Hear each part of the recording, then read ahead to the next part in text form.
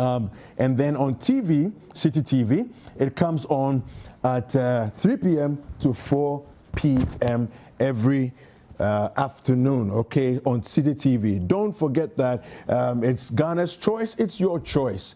It's important for us to get to engage. Many times we say we're not interested. Let's leave it to the professionals. Let's leave it to the politicians. Let's leave it to the duty bearers, policy makers. But no, let's not leave it to them, because it's your thumb, it's your vote, and that's what the politicians are looking for. So get yourself informed, get yourself knowledgeable, get yourself equipped with the requisite knowledge at any point in time. Look, 2020 election is not far away from us, all right?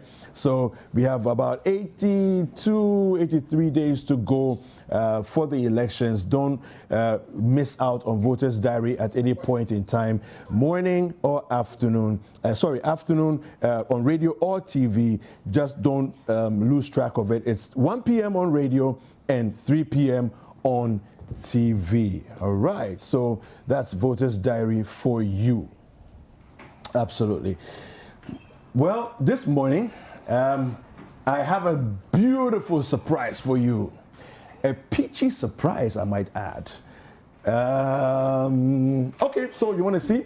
Apiorkor Seram Ashron Abbey has joined me on the set, and she is going to be hosting this show with me today. Good morning. David, how are you doing? I'm fantastic. And I'll be with David for a few days. Yes, yeah. yes, fantastic. While Jifa chills. Yeah, I know. She should keep chilling. She's posting pictures everywhere. and still having those gorgeous gourmets. I know. Yeah.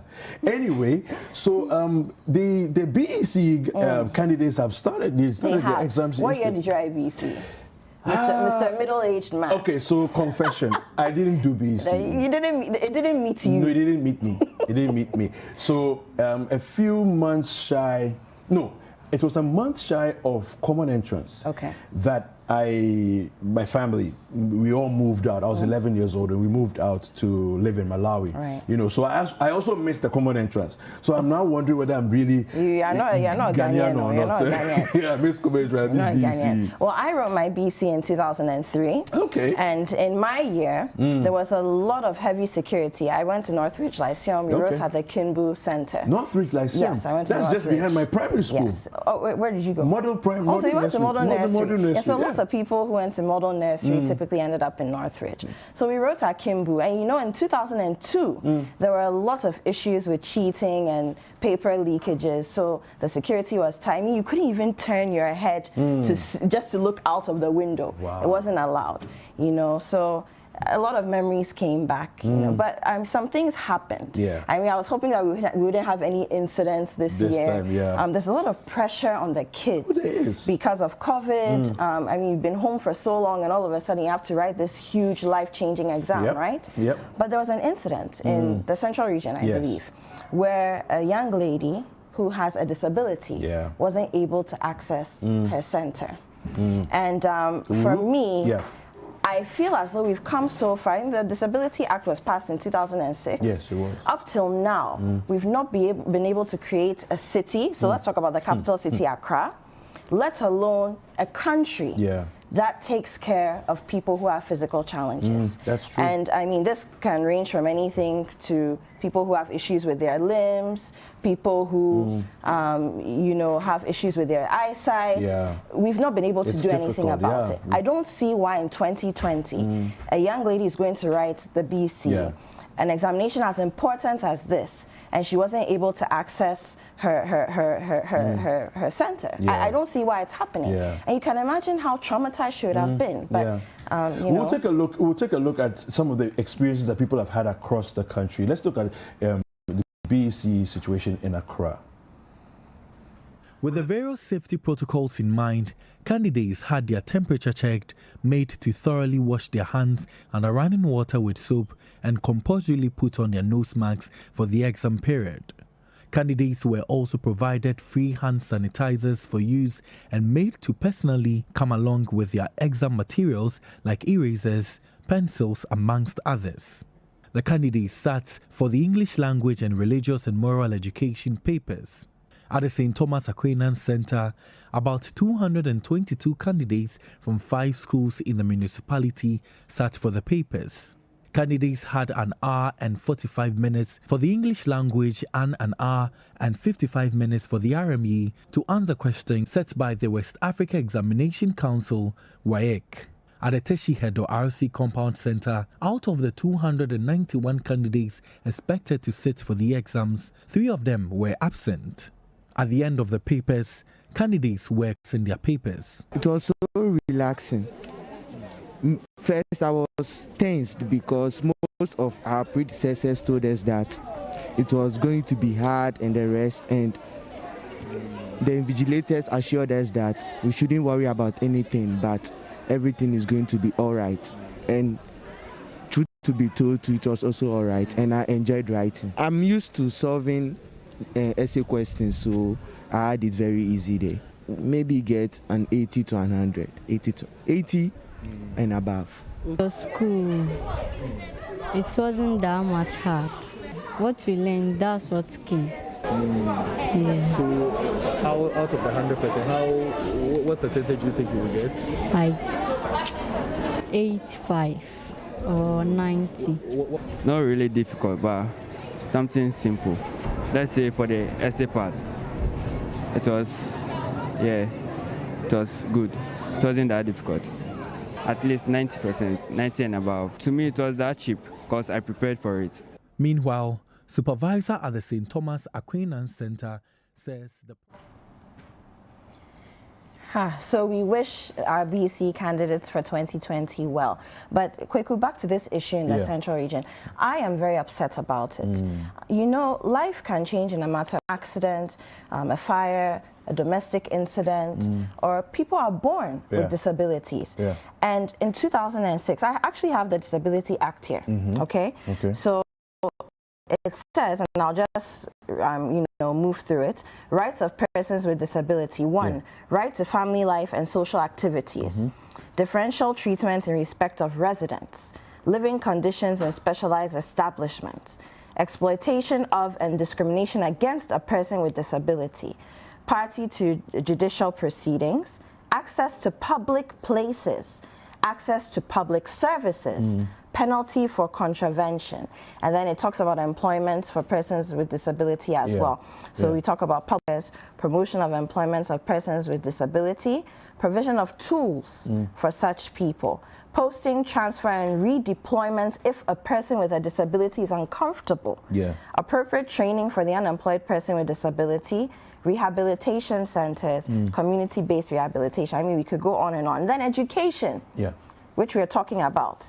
Education of a child with disability, facilities and equipment in educational institutions, free education and special schools, appropriate training for basic school graduates, refusal of admission on account of disability. So that's not allowed. You can't refuse a person entry into a school and educational institution just because they have a disability. Special education in technical, vocation, and teacher training institutions. So TVET is a big conversation now. And then library facilities, which are a whole conversation on their own. So it's clear that we have, as usual, beautiful statutes, well written, well structured, but they are not working because people or somebody is not paying attention.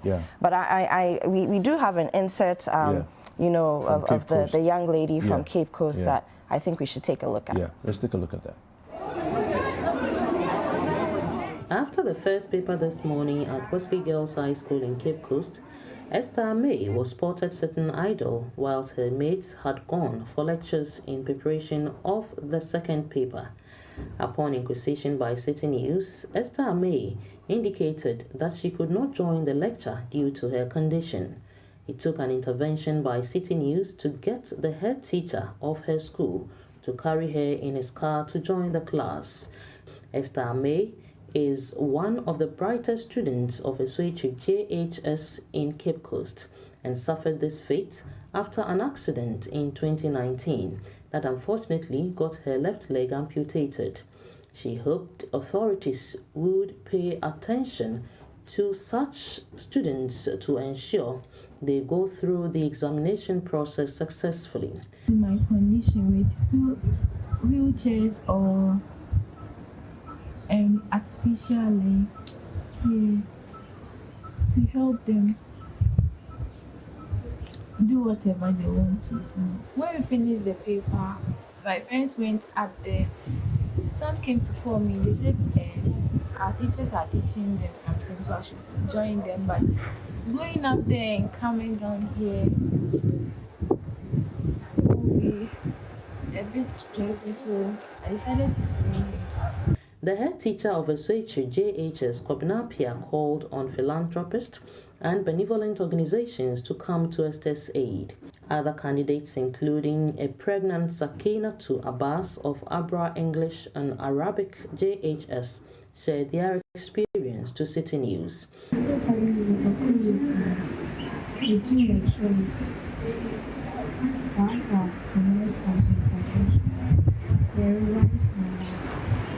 The paper was not that difficult. In all, 1,913 junior high schools and 58,169 candidates are taking part in this year's BECE in the Central Region. So there you have it. The experiences of BECE candidates in the Cape Coast area. Now, this lady, young lady living with disability, is a very, very unfortunate situation that she's experiencing, because the Disability Act was passed in 2006, and since then it doesn't look like we've done anything. You know, if I say we've not done much, that's even a stretch. We've done nothing, literally, okay, because you're accessing, we've had many years of BEC students going to write exams, and in our mindset, we've not included people that live with disabilities, right. You know, and so here you, except by the intervention of a headmaster, you know, to take her in his car, and even at the prompting of a Citi News reporter. Yeah. So exactly. Nobody even cared. At all. You see, and we live in a country where we keep talking about how, oh, we love each other and we are communal, and nobody even cared. Yeah. You know, and a lot of the time we continue to have these conversations. You have to be some kind of activist or somebody who seems to be really over the top in your opinions before people listen to you. Why does it have to be so? Can you imagine how traumatized this girl is? Look, she had this accident in 2019. Which means that her whole life, let's say if she's writing BECE now, she's what, 14, 15? Right? Give or take? Her whole life, 14 years of her life, right? Or 13 years of her life, she was living a normal life. Playing with her friends, walking around, enjoying school, and then she has this accident. Now, a life-changing examination, in a time when the world is going through a global pandemic, she has no access to her examination center just because of something that is beyond her control. And you expect her to pass her exam? Meanwhile, she's one of the brightest students in that school. It doesn't make any sense. It doesn't make any sense. And the fact that people in the center sat there, watched her, and did nothing, it blows my mind. So what kind of country are we building? What kind of things are we teaching our children? So, you know, the act, actually, you mentioned something earlier when you were reading through the initial contents there. One of them is penalty for contravention. Okay, and it says here, a person who contravenes section 1, 2, 4, 6, or 7 commits an offense and is liable on summary conviction to a fine not exceeding 50 penalty units or a term of prison not exceeding 3 months or both. Exactly. Okay, so it means 1, 2, 3, 1, 2, 4, 6, and 7. What are they? What do they say? Rights to family, life, and social activities. Differential treatment in respect of residence. Right. 4 says exploitation of and discrimination against a person with disability. Now, this I think would cover the current situation, because everybody has gone to the examination center. You've left the one who is disabled. That's clear discrimination. Until somebody prompted you. Yes, that's clear discrimination. To carry her. Okay. Right. And then 6 says access to public places. Okay, and 7 says access to public services. Exactly. So contravention of these, those people who are in charge of the school there, they should all be in jail for 3 months. Of course. Yeah. According to the law. According to the law, which we've eloquently put together. But who's going to enforce it? And who is enforcing it? Who is paying attention? Let's not, I don't even want us to move to the conversation about people with disabilities who are walking on the streets of our capital city. Yeah. I don't even want us to go there because that's a conversation for another day. And when we start, we will not finish. Yeah. But we travel to other places. You see, this is the thing. We keep saying this. Our leaders travel, they see things. Yeah. You have people who have issues, who are in wheelchairs, and they are driving. There are all sorts of parking spaces in public places for people, to the point where if you don't have a disability and you park in a handicapped space, you'll be arrested. Yeah, exactly. If you use a handicapped toilet and you're caught, you'll be arrested. Look, I've seen this before, and I have to say this because I've seen people park in handicapped spots in car parks in Accra. Okay, and nobody cares. Do they even know that they are handicapped spots? It's not, look, when you even go and take your driver's test, it doesn't even pop up. We see zebra crossings, we see no parking signs, no waiting, but the disability spots, there's nothing like that in our driver's test. Have we thought about that? Wow. So the whole country is asleep on this issue.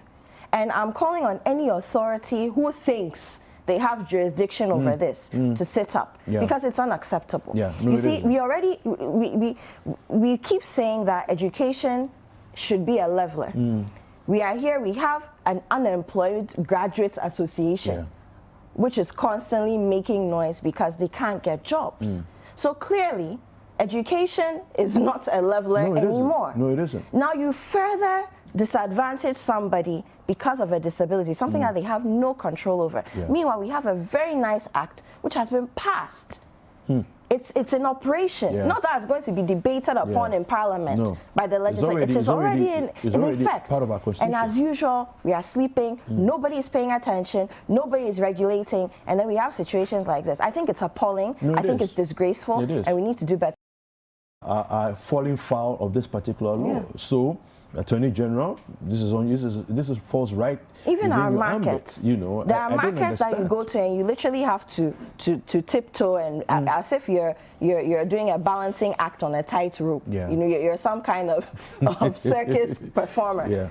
And how do you expect people with disabilities to go manage that?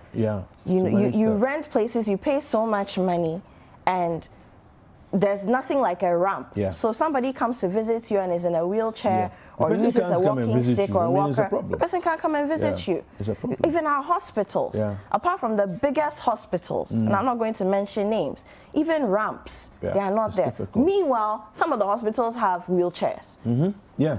It's ridiculous. It doesn't make any sense. It doesn't make any sense. Yeah, you're right. I remember when I was younger, and this is when we were living in Malawi. There was a gentleman I met, became a friend over years. Barry Funnel. Barry had a disability, but you would never know because his car was retrofitted. Okay, he drives. I mean, his work as a missionary put him on the road maybe, I don't know, 30 to 40 hours, you know, a week, just driving. And it's somebody who, when he stops and he parks, okay, has to get out with crutches. Okay, and yet he's comfortably driving because the car has been fitted in a way. Question, do we have those systems in place here? Can people who lose ability in their legs all of a sudden, after they've learned how to drive, will they be able to keep driving? Okay, but even if we did, the whole conversation of whether or not they could afford to retrofit their cars for such a purpose would come up. Look, it's a whole big mess. And I think we joke with too many things as a people. People are not angry enough about anything. People are not angry enough. It's an election year. Let's fight for the things that matter. I think we should. Let's fight for that. Yes, we have serious bread and butter issues. I understand that. I mean, sometimes people crack jokes about how, people will cast a vote based on a bag of rice or oil. But if you live in a destitute community where 50 pesos stretch in a day, it makes a huge difference. You understand people who do that, right? But beyond that, let's vote based on things that matter. I'm sure everyone watching us knows at least one person if not personally, you've seen at least one person who has some kind of a disability. And you see, it can be you. It could be you today, it could be you tomorrow. It could be somebody who's close to you. And sometimes it's easy to check out and imagine that something doesn't exist, or think that something is not important, or that people like David and I are sitting here talking plenty and making noise because we have airtime to waste. Until it happens to you, until it comes to your doorstep, until it becomes your reality. So let us make noise about this Disability Act. 2006, how many governments have come and gone since then? Out of the 30 million people in Ghana, do you know that there's estimated that over 5 million people in Ghana live with some form of disability or another? Not surprised. 5 million people. I'm not surprised. What are we doing? What are we doing? Oh, Ghana, what are we doing? When, even for people who are able-bodied, we don't put things that are already on our law books. What are we doing? And Kweku, you know, let me just add this, that we tend to think of disability as something out of this world, where you need to see a wheelchair, you need to see crutches, you need to see a walker or a walking stick. There are people who have knee issues, especially the aged. There are people who have issues with their backs. Even in our office spaces, we don't think about orthopedic chairs and what's not. I'm yet to see maybe 10 companies in Ghana that will question whether you have some form of ailment that prevents you from sitting on a certain chair at your desk. Disabilities, I mean, there are the ones that seem more minor, and then there are the ones that are more extreme and are more in your face. So again, I'm saying it could be you. It could be your father, it could be your mother, it could be the person sitting next to you in the church, it could be the person you're with at work. Some disabilities are not as visible as others may be. So let's take this seriously, really. And let's stop joking. Everything is a joke in Ghana. Let's stop joking. It's sad. And let's take responsibility as citizens. Yes, the government has its part to play, but we as citizens, I say, need to be angry enough. And demand more, and demand more. We do. I think that at any point in time, when we place a strong demand on government and on our systems, the systems will respond. The governments will respond. People are only, unfortunately, sleeping because we citizens are also not calling for more. We're not demanding more. And so this morning, Apiorkor and our call to the rest of Ghana, the citizenry, is let's place a higher demand and insist that everything we read within the pages of our Constitution, we must see it implemented in live form in Ghana. We'll be following up on this issue with whoever we need to speak to. Stay tuned. Our news review is up. Yes, my name is David Citi. And I'm Apiorkor Sarah Mashong Abe. Yes. See you in just a bit.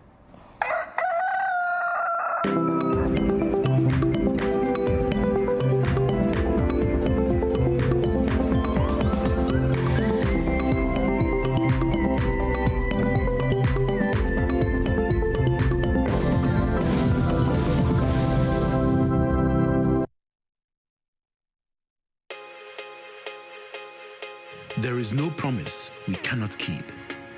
There is no commitment we cannot honor. There is no delivery we cannot guarantee. There is only one Bethel Logistics Company Limited, a licensed international freight forwarding and clearing agent, a trusted global brand with an extensive network for the movement of air freight and ocean freight worldwide. We are the trusted name for road freight into Western and Northern Africa. We are fully accredited by Ghana Customs and Excise. We cater for all your freight forwarding, customs clearing and forwarding, cross trades, inland transportation, internal cargo tracking systems, customer freight costing and consultancy, cold chain logistics management, logistics and warehousing, quality inspection, and much more. In Accra, Tema and Takrady, we are always available to ensure easy movement of cargo countrywide. Call us on 0204 528 900 or 0244 707 859. Email info@bethellogistics.com. Locate us in Accra at North Ridge, adjacent Accra Girls High School, or in Tema at Community 4, or in Takrady on the second floor of the GCB building. Website bethellogistics.com. Bethlog, experts in shipping logistics.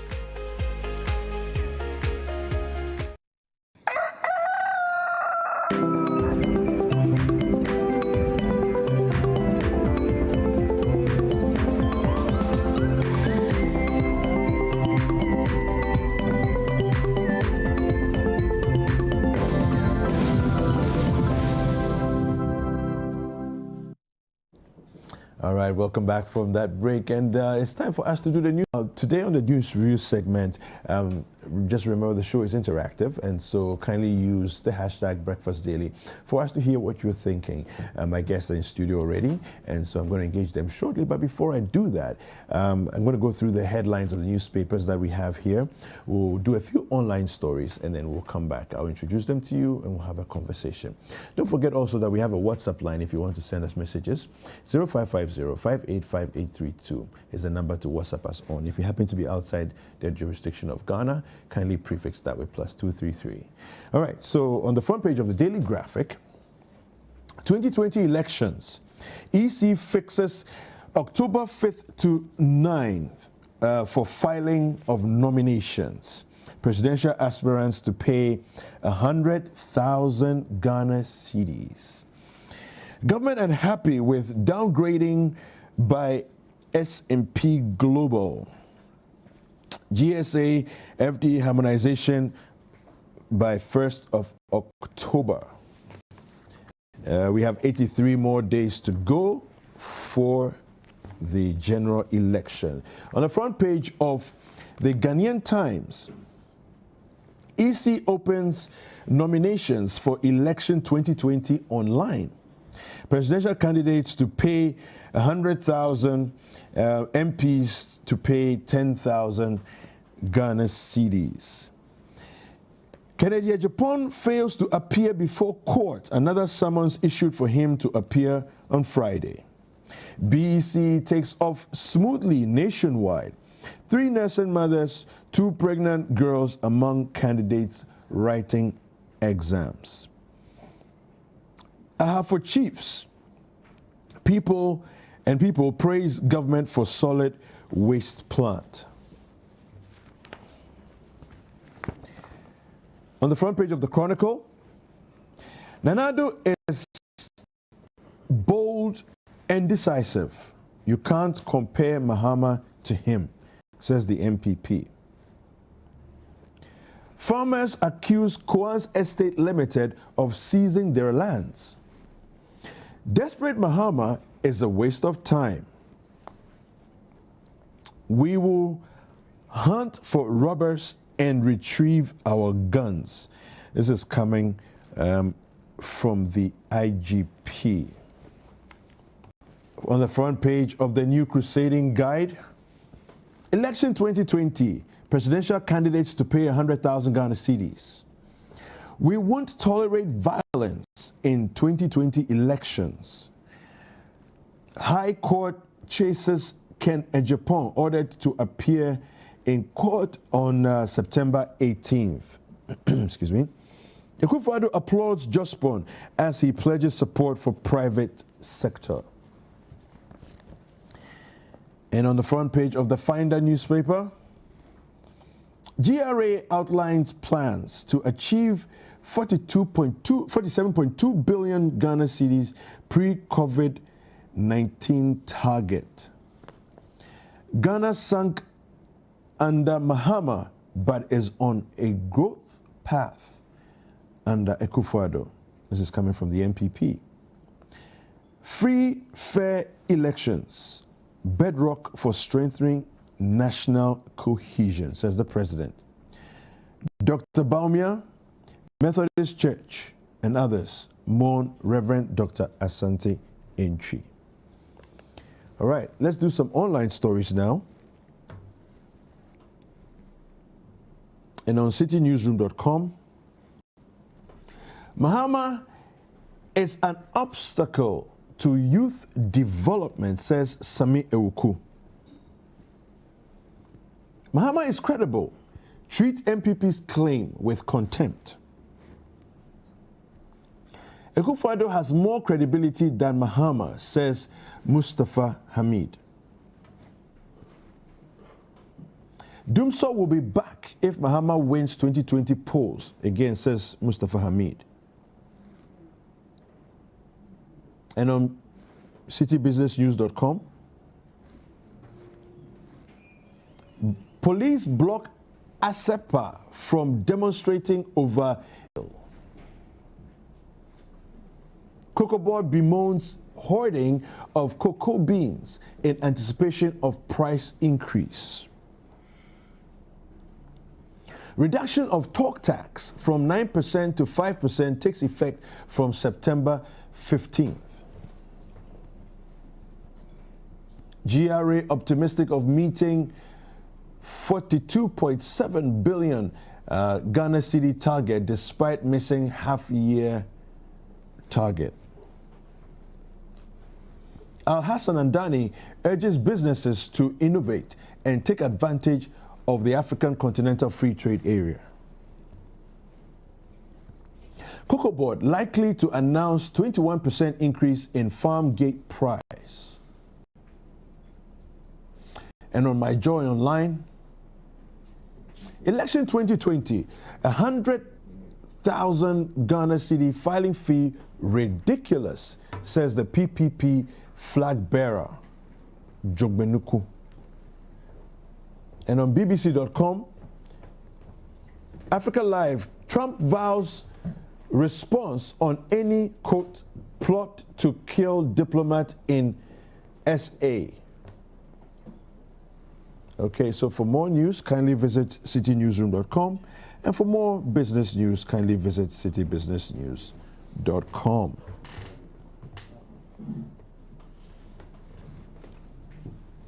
All right, welcome back. And we are going to get into a conversation this morning. And the conversation is going to be very interesting. Let me first of all introduce my guest to you. I have with me Kamal Dean Abdullahi. He's the Deputy Director of Communications with the MPP. Good morning, Kamal Dean. Good morning, David. How are you? I'm terrific, and you? Fantastic. Well, it's good to have you this morning. Great to have you. Yeah, this your French that you were giving to me earlier on. You have to give me some special lessons so that I can improve my French. Very, very good. I thought you were conversant with the areas, okay, of our neighbors. Well, the last time when I heard you talk about Togo and stuff. Here's the thing. I have a fascination with language, but I think that to speak fluently, you have to immerse yourself. Absolutely. You know, so and I haven't had that opportunity. So that's a conversation for another day. We will have that. We will have that definitely. My other guest is also here, Abdulaziz Mohammed. He's the MP of Mion. Good morning, Abdulaziz. How are you? Good morning. I'm blessed. Yeah. Good to see you this morning. It's good to see you. Yeah. You look very fresh and very, ebullient. Thank you. How are you doing? I'm blessed. Yeah? Okay. Well, let's get into the conversation for this morning. All right. So this morning, the topics are straightforward. General election, of course, is the main thing. There's back and forth, a lot of trading of various accusations here and there and all the rest. Let me read a couple of stories to you, and we will get into the conversation there. The first story comes from citynewsroom.com. I'll quickly get that for you. Okay. Where are we? There we go. Okay. All right. So yesterday on Point of View, Sami Ewuku made some statements, and I'm just going to read a story here. He says, Mahama is an obstacle to youth development. Okay. And the story here says, the national organizer of the governing New Patriotic Party, Sami Ewuku, has said former President John Dramani Mahama is an impediment to the development of the Ghanaian youth.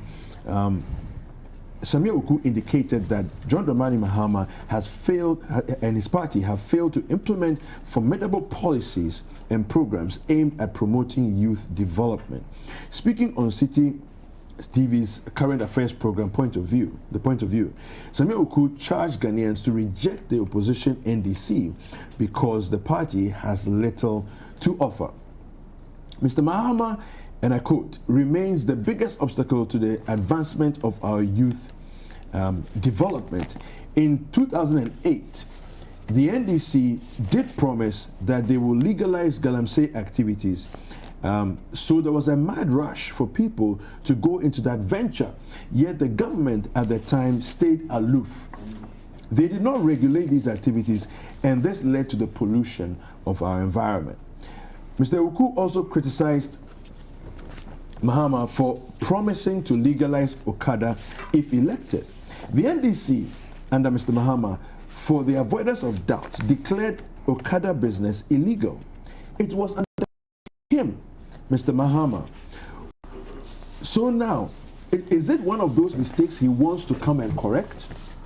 He said the party intends introducing policies that will not put the lives of the youth at risk. Our plan is not to put the lives, put lives on the streets, and put them at risk. If we need to support these young ones, we surely will. All right. Now, let me just quickly read another one for you, and then we will get into the conversation right away. All right. So, Mustafa Hamid says that do not take Akufo-Addo's leadership for granted, and he's saying this to all Ghanaians. The New Patriotic Party, NPP, has urged Ghanaians to reward President Nana Akufo-Addo with a second term mandate because of what it's called his exceptional leadership in trying times. At a press conference on Monday, September 14, 2020, addressed by the Deputy Campaign Manager of the NPP, Dr. Abdul Mustafa Hamid said, President Akufo-Addo has demonstrated the credibility, vision, and empathy in leadership that was lacking in the Mahama administration. Dr. Hamid made the case that Dr. Akufo-Addo had overseen a palpable advancement in the fortunes of our country. He stressed to voters that Ghana needs a steady and stable hand to transition us across these challenges. The party again highlighted the importance of the free SHS policy in its appeal for votes. If the mineral resources were what developed nations, we would not be here now. We would be a developed nation. It's human capital that is the most important factor in the development of a nation. Dr. Hamid also held that the NPP was a more credible option than the National Democratic Congress and called on Ghanaians in this 2020 election cycle to choose credibility over lack of credibility. He then went on and cited gains made in agricultural sector as evidence of this credibility. I want to start with Kamaldeen. Your government and by inference also the party seems very upbeat about where we are as a nation and is imploring all Ghanaians to rally behind the president and the NPP. Your comments initially on these topics that I've just read. Well, thank you so much. David, you could not have said more than what you have just done in terms of how you've carved your question to me. And of course, your statement indicated that my party, and for that matter, this government, is upbeat. With all respect, it is not just the NPP or, if you like, members of the government, as it were, who are upbeat. Majority of Ghanaians appears very optimistic, okay, when it comes to who shall emerge a victor, or which party shall win the impending 2020 general elections.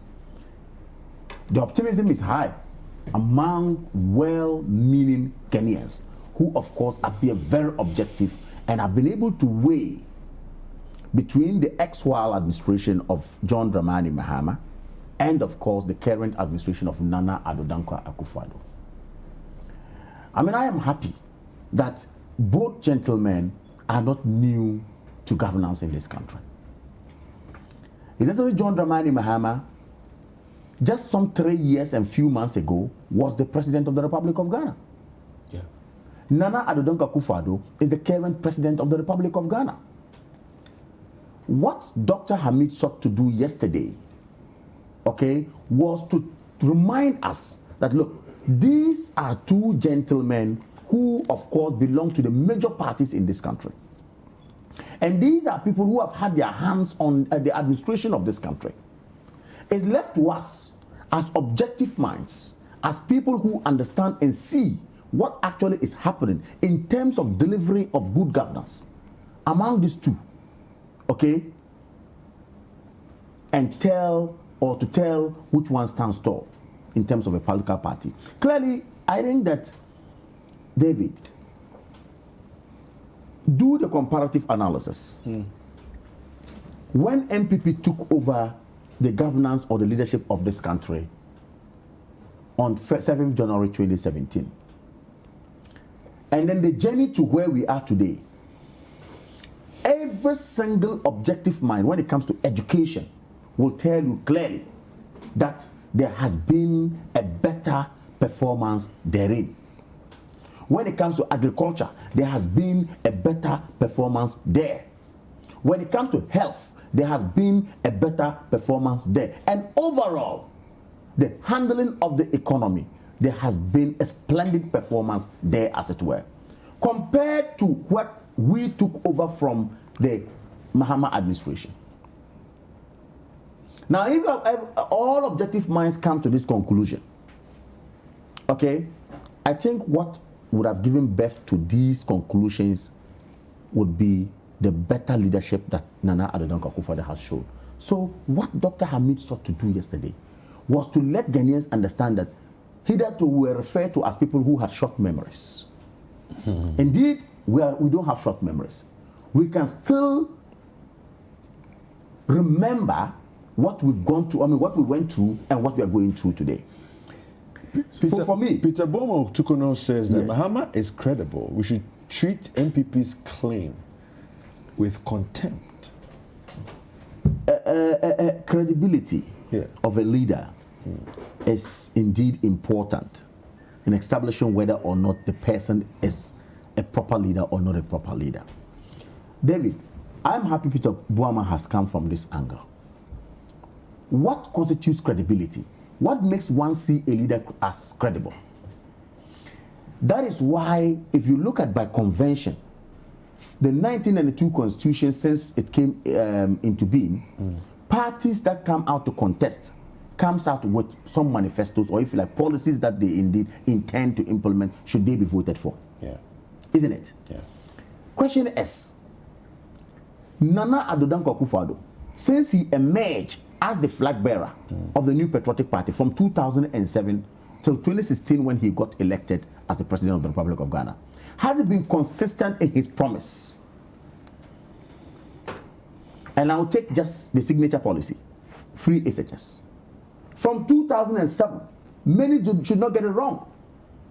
When he was elected in Legon to become the flag bearer, the first thing that worried him was the future of the young ones in this country. What can I do to ameliorate their living standard? What can I do to serve as a mitigating factor, as it were, or mitigating factor, as it were, between, you know, for their parents, in order to be able to cushion their plight when it comes to monies that they spend on education. Then he started with free SHS, free SHS, free SHS, until then. I mean, till then. From then till now, point I want to make is simple. If this man has been consistent in his talk, in terms of delivery in education, in terms of making sure that the economy that we have, should he's given the nod, will not be seen wobbling, but will be seen to, as it were, performing better or doing better. Greatly, let's ask the question, has he delivered his promises or not? If he has delivered and he has remained consistent, then of course, the credibility that we're talking about, he does have it. Decisiveness.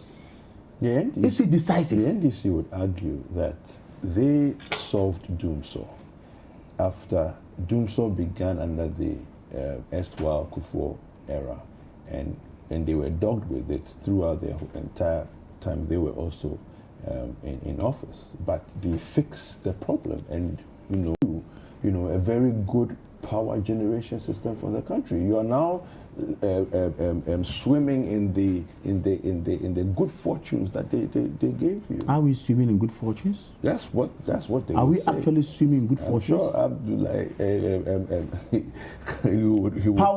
he would agree. Whether you need it or you don't need it, pay for it. Okay, fair enough. Is the agreements they have signed. Power, produce, whether you need it or you don't need it. So whether it's in excess or not in excess. Okay. Okay? Mm-hmm. You must pay for it. And as we sit, energy experts will tell you that the amount of money we give out to power producers in this country as a result of the recklessness of the erstwhile administration signing contracts haphazardly to get people to produce power for us, would that rook us to indeed coming out to say, look, let's analyze. At what point do we need this amount of power? At what point don't we need it? And should we don't need it, or if we don't need it, what are we going to do to it? They went out there and signed, take and pay, whether you want it or you do not want it. Today, look at how much we're spending. Secondly, when the NDC were in power, now they claim they have solved Doomsaw. Interesting. Ghanaians are watching us. We slept in darkness for 3.5 years or more. And the promises there, then, given by the president then, was about 14 times. Who solved it? And out of these 14 times, none of them materialized. Okay, so who would you say solved We Doomsaw? did solve Doomsaw. It's about money. We, NPP. It's about making sure you generate the money to pay. Okay. You're able to get the money to pay. That was what we did. So my point here is that we have not come to recklessly manage this economy. We have not come to ensure that Ghana goes backward. Today, if you look at the indicators on the ground, we have performed far better than the NDC, and that is why we're calling for the mandate again. I'll definitely come back to you. Abdulaziz, you heard Kamaldeen and all his comments that he made there. Mustafa Hamid says Akufo-Addo has more credibility than Mahama. You're giggling. Well, good morning to you again, and good morning to Kamal. Good morning to our viewers. Mustafa is a coordinator for the NPP and President Akufo-Addo. You didn't expect him to say anything different from what he said. But I see it only exposes the double standards of the NPP and President Akufo-Addo. Also, now, you can only expect them to churn out such untruths and lies, especially that we are just a few weeks from 7th December. And this government that is so desperate to retain power, and so sometimes they just assume that Ghanaians are so damped that we would believe whatever lies that they will churn out. But trust me, Ghanaians are more discerning and will be able to discern on whatever they will churn out. Now, when we started this whole debate of President Akufo-Addo and President Mahama, the re-election, you see, it all started with the fact that when we were going for our presidential primaries, what they said was that don't bring President Mahama because he will be the easiest person for us to beat. You will need a new face. And so this was targeted at the NDC delegates. When President Mahama got a resounding victory at our presidential primaries, then some of them moved to the legality of President Mahama being able to contest for the 2020 elections, and said that since he had become a president already and now a former president. He wasn't qualified by the law to run as president. Somewhere along the line, they abandoned it. And then, you see, they keep on hopping from one reason to the other. Now they say, oh, the NDC cannot get a running mate. They have searched through, they can't find a running mate. No, but it's interesting you say that, because I never heard that argument. Well, I heard some of them.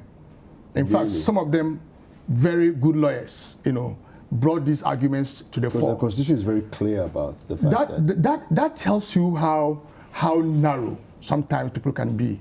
Now they went to the fact that, oh, they have run out of men and women. They can't get a running mate. They can't get a credible running mate. People are running away from partnering with President Mahama to run for the elections. Now we got Professor Nana to partner President Mahama.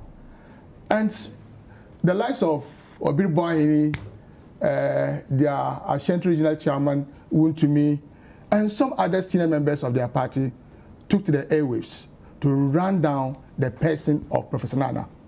In fact, some of them even said that if she was to walk on the streets of Accra, not even the Kai girls would even wave at her. They sought to denigrate that woman. The woman who has achieved a lot for this country. Now, the next idea was that, oh, there's no alternative, there's no manifesto. The NDC why have they postponed their manifesto launch? And that was a big issue. We brought a manifesto, and they are scrambling for space. And so you can understand how they keep on shifting the goalposts from one issue to the other. Now, about the viability of our manifesto, the credibility of our running mate, and the fact that we have gotten a female running mate for the first time for a major political party in this country. Now they are talking about trust, not the content of our manifesto. They are saying that the NDC's manifesto is achievable. It is good for the people of Ghana. But you can't trust President Mahama. Who says so? We have shifted from the issues of the manifesto to issues of credibility. Now targeting the person of President Mahama. But you see, Ghanaians are not fools. Ghanaians know the very person who cannot be trusted. And if there's one person in this country who cannot be trusted, who has become a national shame in respect of lies and deceit, that should be the president and the vice president. And I'll tell you why. If you want us to fight these 2020 elections on credibility, then I can assure you that the MPP has lost the elections already. This is a president who signed a solemn agreement with the people of this country in 2016 and was elected as the president of the republic. The very thing that he promised to do, he is doing the directly opposite of them. And I'll tell you why. I'm going to refer both to your manifesto pledges. And when you talk about credibility, it's about making a pledge and being able to fulfill that pledge. Nothing beyond that, especially in respect of elections. Kamal, you are aware that your 2016 manifesto contained about 631 pledges. We have been able to prove to you with demonstrable data that you have achieved only 14% of your 2016 manifesto. The very election that you claim you won by over 1 million votes, Ghanaians did you Nobody very didn't good. make that claim. Oh, sometimes they say over. You see, sometimes they say over 1 million votes. Sometimes 1 million votes. Sometimes around 1 million votes. Sometimes they don't even know the margin that they won the elections with. But whatever the case is, the very manifesto that won the elections, that made President Akufo-Addo the president of the republic, and made him go occupy the Flagstaff House. In that manifesto, you made 631 pledges. Please wrap up for us. Oh, I was just about starting. Yeah, I know, but you still have to wrap You up for us. fulfilled just I've divided the time about evenly. 14% of that manifesto. Let me just point to a few of them. To do a theater in every regional capital, have you been able to deliver a single one? Okay. And yet you talk about credibility. Let's come back after the break. Oh. You'll get to, I'll let you wrap up on your thoughts there. Okay, we're going to take a short break. Don't go anywhere. We'll be right back.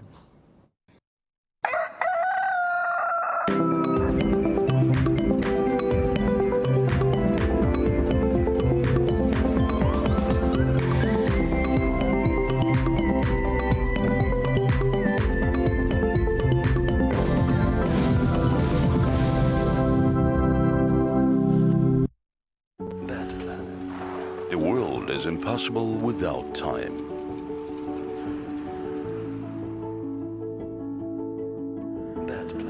Time is endless motion.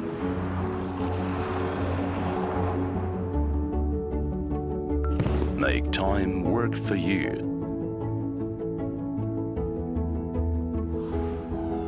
Bet Planet.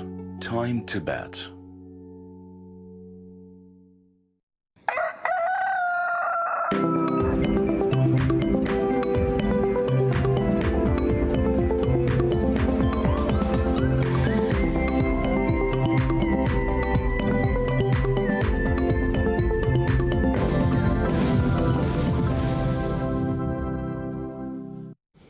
Welcome back from that break. You've been sending us some messages. I'm going to get into those messages. My guests are in studio. I have Abdulaziz with me, and I also have Kamaldeen also.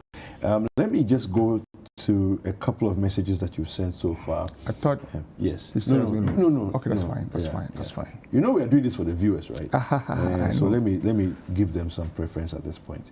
All right. So Salisu Setre, commenting on Facebook, says, former President flag bearer JM has zero credibility. He can even promise to raise the debt. We won't vote for him because providing chalk to public schools was a big problem. How much more free SHS? So therefore, we're not ready to entrust our future into his hands for us to suffer once again with his incompetence and trial and error governance style. Ouch. Okay. Let me do, there's a couple more messages here. Abdul Basit he says, he's sending us this message from Kumasi. He says, so if JM says he will maintain all the good work of my competent President Nana Akufo-Addo, then why do we have to change for what he never believed? Or that means the NPP government is doing good things for the mother Ghana. Zongo communities are very grateful for the wonderful leadership that you have helped to give our local businesses entrepreneurship programs for less privileged Zongo cuisine program, etc., etc. It's a whole plethora of things. Okay, so Asanko from Santa Maria says, it's never true that that it was ex-President Mahama who brought Dumso. There was also Dumso under MPP's Kufuor government, and instead of solving it, he rather assembled pastors to Akosombo to pray for to God for rains to fill the dam to no avail. Asanko, I don't know who mentioned that it was Mahama who brought Dumso. I'm not sure where you're getting that from. Okay, all right. So let's go back. Kamal Abdulaziz is itching to get back and give us his finish his take. All right. So we're still on the issue of credibility. Yes, go on. And this is your 2016 manifesto. If you doubt any of the things that I'm saying, you can refer to your own 2016 manifesto. That look, when you promise to do a factory in every district, as we speak today, we have 260 assemblies in this country. How many factories have you been able to establish as a government? You talked about building about 350 senior high schools. Not even a single secondary school have you been able to construct. In fact, President Akufo-Addo will go down in history as the only president not to have built a single secondary school.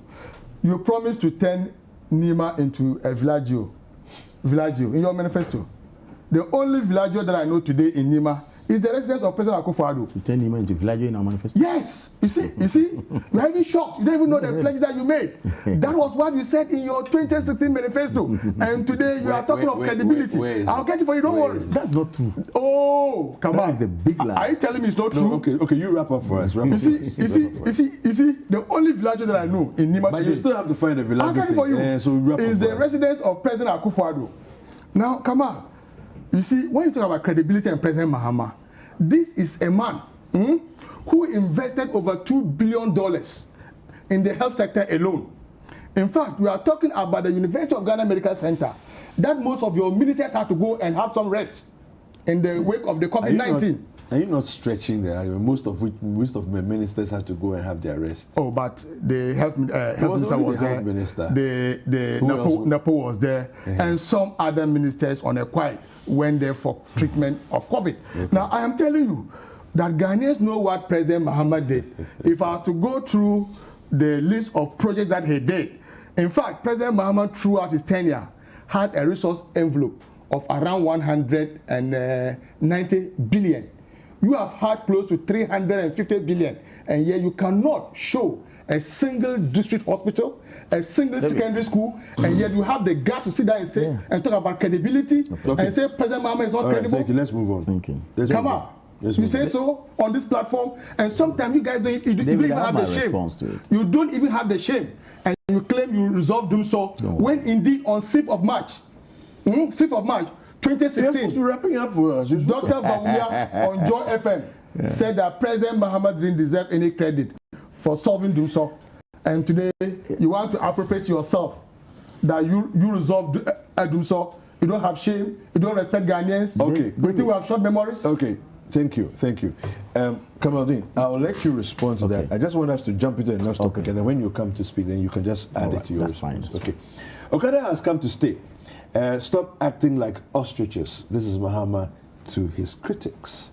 All right, so let's get into the story there. The flag bearer of the opposition, National Democratic Congress, John Dramani Mahama, is calling on critics of his promise to legalize the Okada business to stop acting like ostriches. According to him, the business has come to stay. Mr. Mahama made these comments on Monday, 14th of September 2020, when he was met by the leadership of the Okada business at the premises of Class FM, where he had an interview. He added that Okada is the only means of transport for some people in some parts of the country. When I announced our intention to legalize Okada, and I quote, and regulate it, there were varied opinions on it. We cannot behave like ostriches with our heads in the sand because it's a business that has come to stay and sustaining many people. We like it, or whether we like it or not, it is the reality. And so it's better we legalize it and regulate and make it safe so that they can become part of our transport modes. There are some people who ride motorcycles to work every day because it is the means of transport they can afford.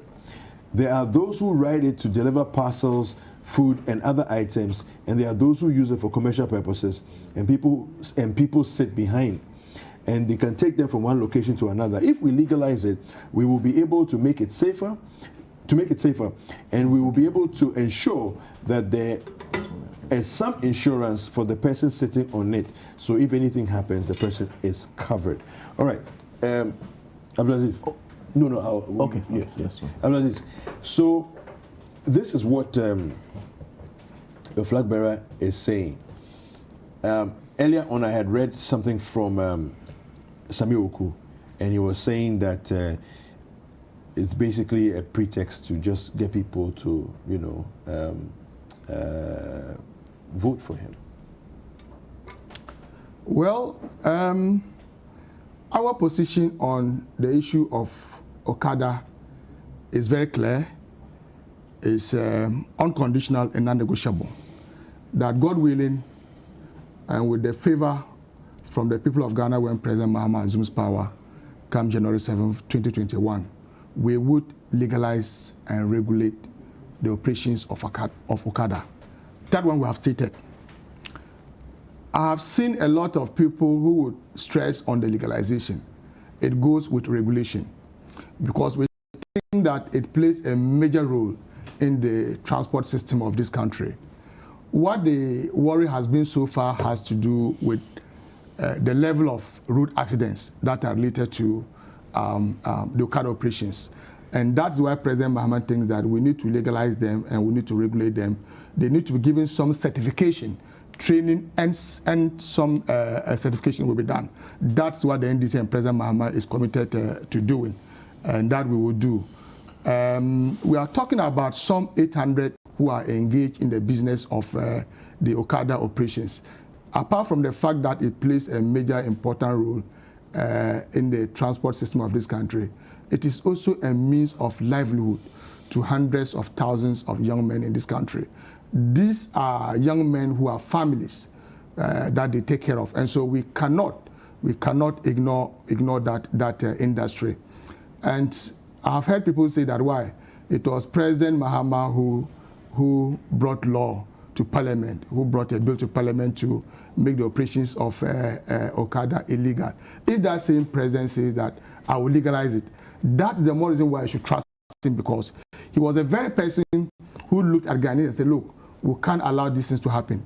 But since then, the numbers have surged. We have not been able to stop the operations of Okada. It has come to stay.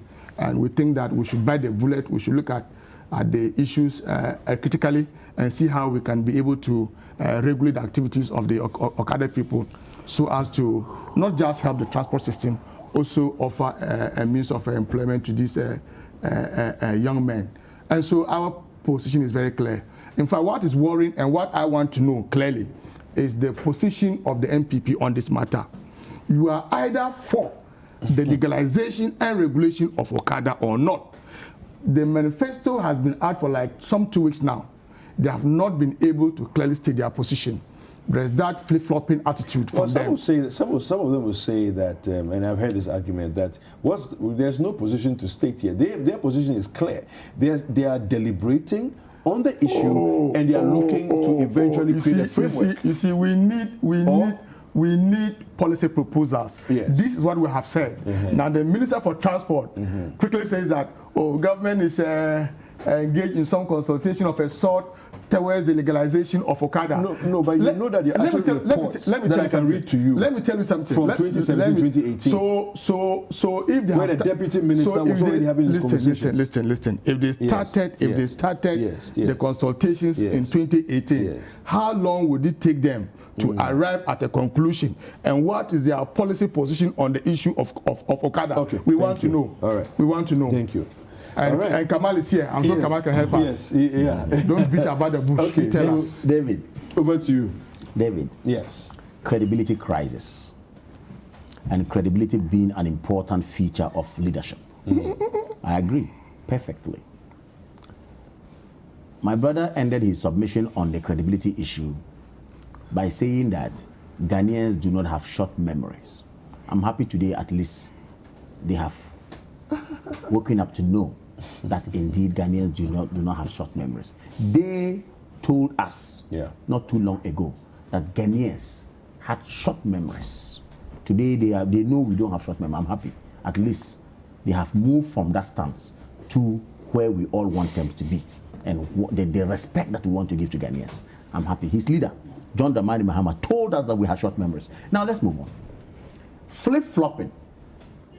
To say this today and tomorrow come to say another thing tells you that your credibility is in question. Desperados and people who are whimsical in making promises. Who are the desperados? No, he said so. Oh, okay. I'm quoting, I'm kind of paraphrasing what John Dramani Mahama said. Okay. Regarding free policy delivery in this country. He said, if a politician comes out to if you like, promise you that he will do this for free, he will do that for free, it's as a result of desperation. He said that. That's a credible John Dramani Mahama. Today, the same person comes to promise 25 free things in his manifesto. Someone who said freebies wasn't the best. Today, he's come to give you free, 25 of them in their manifesto today. Not too long ago on this COVID, the same John Dramani Mahama said that, look, Nanado should move from these freebies to doing something better for Mother Ghana. Again, freebies wasn't proper. Forgetting that he himself went around with some, if you like, bowls of rice to feed people for free and said, oh, he was compassionate about it. I am telling you how he flip-flops. And the same people say he's very credible. These are credible people. That's a credible leader. Now, you see, let's get serious. Governance is a complex business. That's why I prefixed my submission earlier on by saying that, look, they are all not new to the governance of this country. You sit here and you are telling me that I should go and take your manifesto after you launching your manifesto 2 weeks ago because we lack credibility. we are running, here and there to find space. Interesting. The very thing you pride yourself with in your manifesto that you launch is something that we have performing on. Something that you never believe in, which is I will repeat it, which is free SHS. Free senior high school, everything.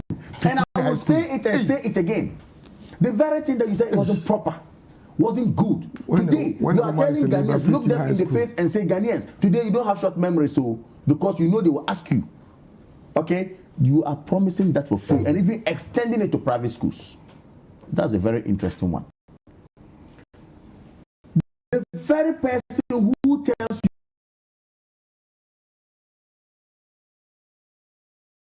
you is quick to tell you why he took it to IMF.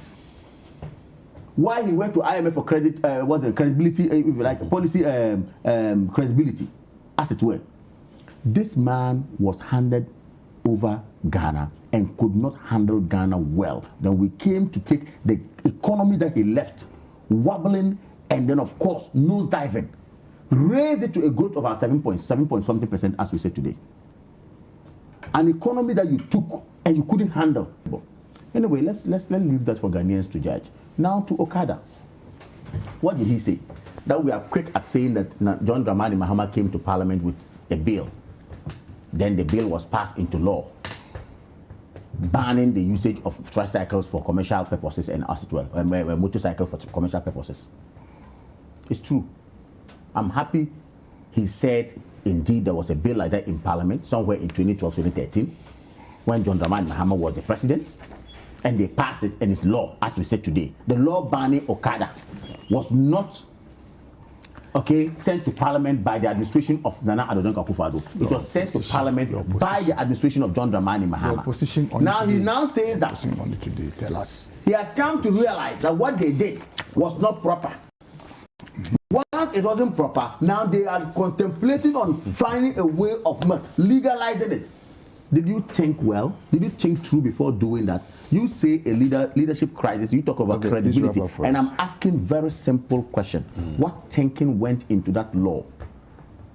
What thinking went into that bill before it was sent to Parliament? Your position on it. Today you have come to tell us that, I didn't think well. I am coming back to find a way of legalizing what I said should not be legalized.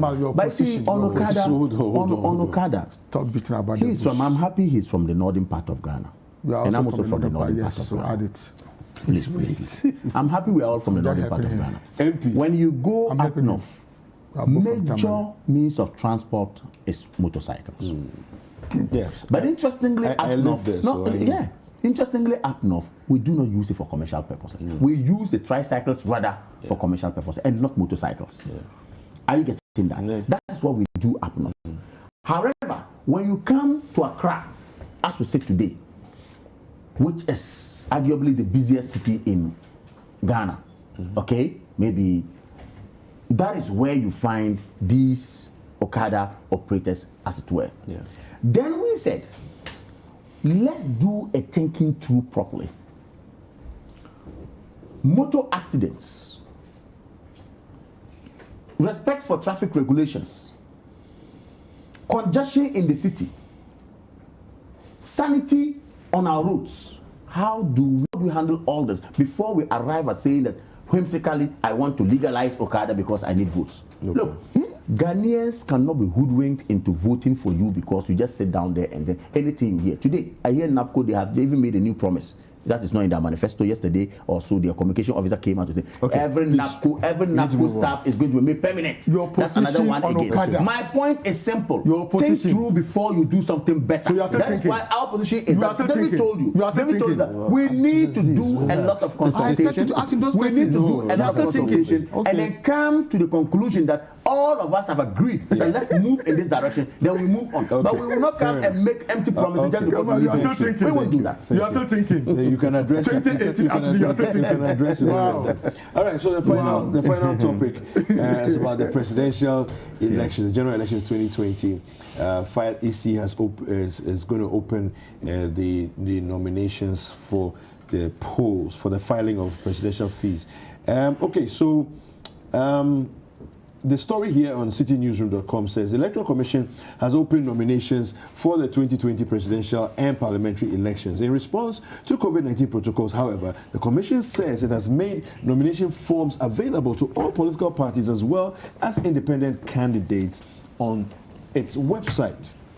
The nominations are to be filed by Monday, from Monday 5th to Friday the 9th of October 2020, with a filing fee of 100,000 Ghana cedis for presidential candidates and 10,000 Ghana cedis for parliamentary candidates. These filing fees are to be paid in bankers' drafts. All right, so let me just quickly come over back to you, Kamaldeen. What do you make of this? It seems some people it seems to be an outcry that it's a bit on the high side, particularly because we started with 50,000 in the last election and then it's jumped to 100,000. Is it not too much? I mean, I don't know what you make of it. I think it's important we look at the motive behind what the Electoral Commission did, or has done. The motive is what is important. The objective. Have they stated their motive? No, they've not. But of course, we can imply. Okay. Okay, we can imply. You see, David, Madame Charlotte said when she was the chairperson, proposed 50,000 for presidential, and maintained, I think, for the parliamentary was around. I'm not too sure of the figure, but of course, 10,000. yes, very well. And Madame Jane Mensah comes in. Her commission also sits down and think that this time around we should go 100,000. When you take CI 126, which is the law governing the 2020 election, somewhere regulation 46 or 47 thereabout, I'm not too sure, but of course it's one of the regulations which talks about this filing of nomination and all that. You see, the law surrounding it is that this money that you are paying, if you perform better and attain a certain threshold in your support base, after the election, your money will be returned back to you. Okay. That's the point. And people must know this. It's not as if you are just going to pay the money goes out there and it goes like that. No. I think the law is clear on it. So I'm asking, what is the motive behind it? The motive behind it is that, yes, if this money is not even coming to us, because after the electoral, that's not the money the Electoral Commission is going to use for the election anyway. The Electoral Commission is, after taking this money, will wait after the election. If, for example, you are a parliamentary candidate who has paid 10,000, and within your constituency you are able to get over 12.5% of the vote, then of course after the election you are supposed to be returned. Your money is supposed to be returned to you. And if it's presidential, of course you have certain percentage as well that you are supposed to get. There's a threshold to it that your money will be returned back to you. Now, if you fail to attain these particular percentage points that I'm talking about, then of course that is where that money will be moved into the consolidated fund. That is what the law says. So it's not like the Electoral Commission is taking the money to packet and then go and use somewhere. Let's first establish that. Now the motive, I will imply that, look, must we allow anybody else to get up and say, I'm also going to contest? Then we end up having, say, for example, 47 people on the ballot in the constituency because it's 1,000 cities or 500 cities. So that it will make the arrangement of our economy, our election cumbersome, the supervision cumbersome. So why don't we raise it a bit? Then the bar goes on. In any case, political parties, not too long ago, the NDC charged some 400,000 for their presidential election. Not too long ago, the MPP also charged some 200,000 for their presidential election. So for me, I think that it is to sanitize the system and then move on. And let's establish the money is not for Electoral Commission. It's either coming back to you when you attain the threshold, or it will go to the consolidated fund. So I think it's perfect. Yes, your thoughts on a filing fee of 100,000 for presidential aspirants and 10,000 Ghana cedis for parliamentary aspirants. I think it is high, especially for the presidential aspirants. I remember in 2016, it was about 50,000 Ghana cedis. It's been increased by some 100%. I remember even in 2016 when the EC announced the 50,000 and 10,000 for presidential and parliamentary aspirants respectively. Kodeo issued a statement on that and called for some reduction in those amounts. That was not heeded to. I don't know what will be the engagement from today going. But largely we must have a conversation on the funding of political parties, that we must be able to give space for people who are willing to aspire for presidential elections office to be able to do so. 100,000 at a go for filing. I think to put it in a bit. But some would also argue that if you can raise 100,000 Ghana cedis, then you are not fit to even run the state. I mean, that's raise 400,000 for your contest. Kind of argument, that one I can't confirm to you. But to put it in a bit of a better perspective. I can't confirm to you. No, please listen to me. I don't want to be like you, listen to me. where you can just check. I say I can't confirm that to you. That's a simple language. MP from you. Are you listening to me? Yes, I am. I'm saying that to put it in a bit of a better perspective. Yes. If you convert what was 50,000 into dollars. No, into dollars. Okay. You had about 15 ahead. So I do agree that it seems a bit on the high side, but I just don't speak for the NDC. I mean, the two major political parties, you can be sure we would be able to, especially those who have made a lot of money in government. We are talking of a party, that 1 million Ghana cedis to Prudential Bank. Today, trade money left, right, and center. But left to the two political parties, you find a way. Oh, really? Oh. Yeah, still you want us to go there? Yes, you are invited. Come on. we would be able to find a way through. I want to read a few messages. We must also be interested in the smaller parties. I want to read a few messages from our viewers, and then we have a couple of minutes, so you can react to some of the messages if there's time. Chairman Asiedu from Abura Asebo Kwamankese says JDM shouldn't worry much. He should start making plans how to implement the good policy for the people of Ghana, because he's already won the election 2020. If we give this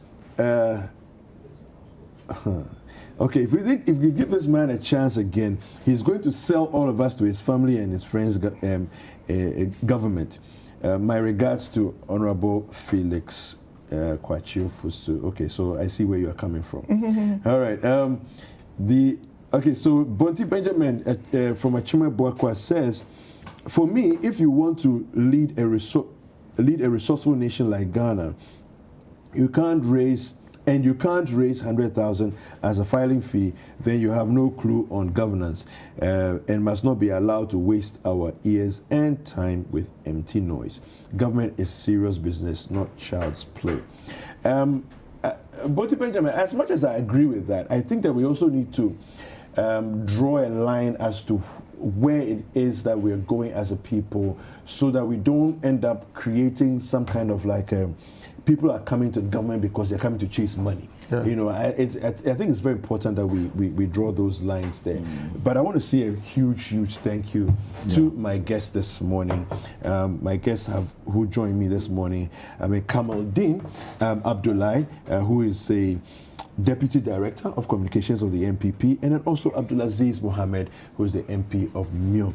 Thank you very much for watching this segment of the show. Dr. Kelvin Owusu is standing by. We're going to be chatting with him in just a little bit. Abdulaziz, you want to say something quickly? The filing fee for the NDC presidential promise was 300,000, not 400 as stated. All right, okay. Credibility is important. Thank you for that. Next time check clarification. We'll be right back. Don't go anywhere.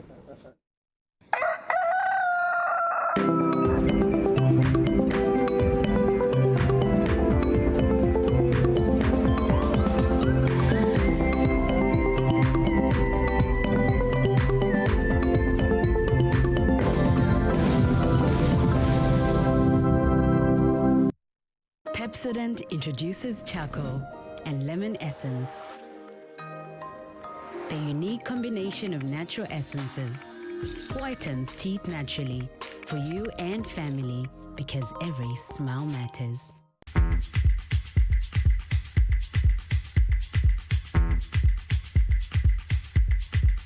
I got some money, but I ain't giving it to you. I got some money, but I ain't giving it to you. What I touch it is it.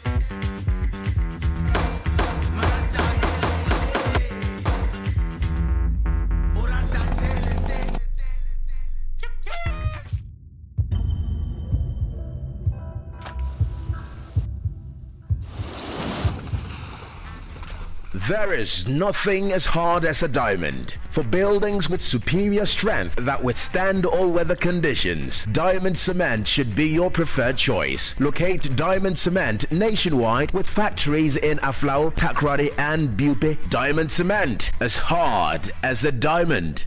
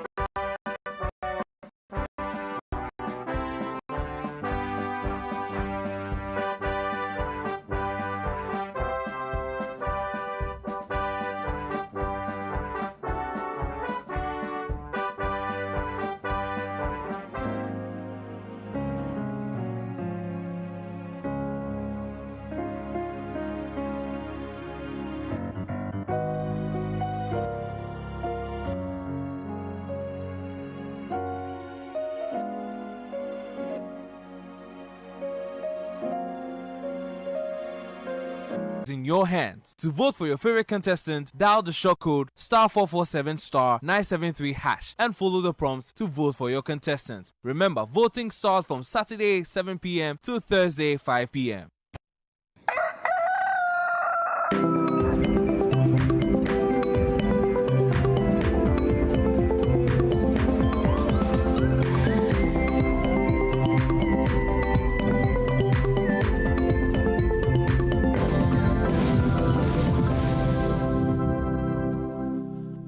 Welcome back. You're still watching Breakfast Daily on Citi TV, and it's time for our health segment.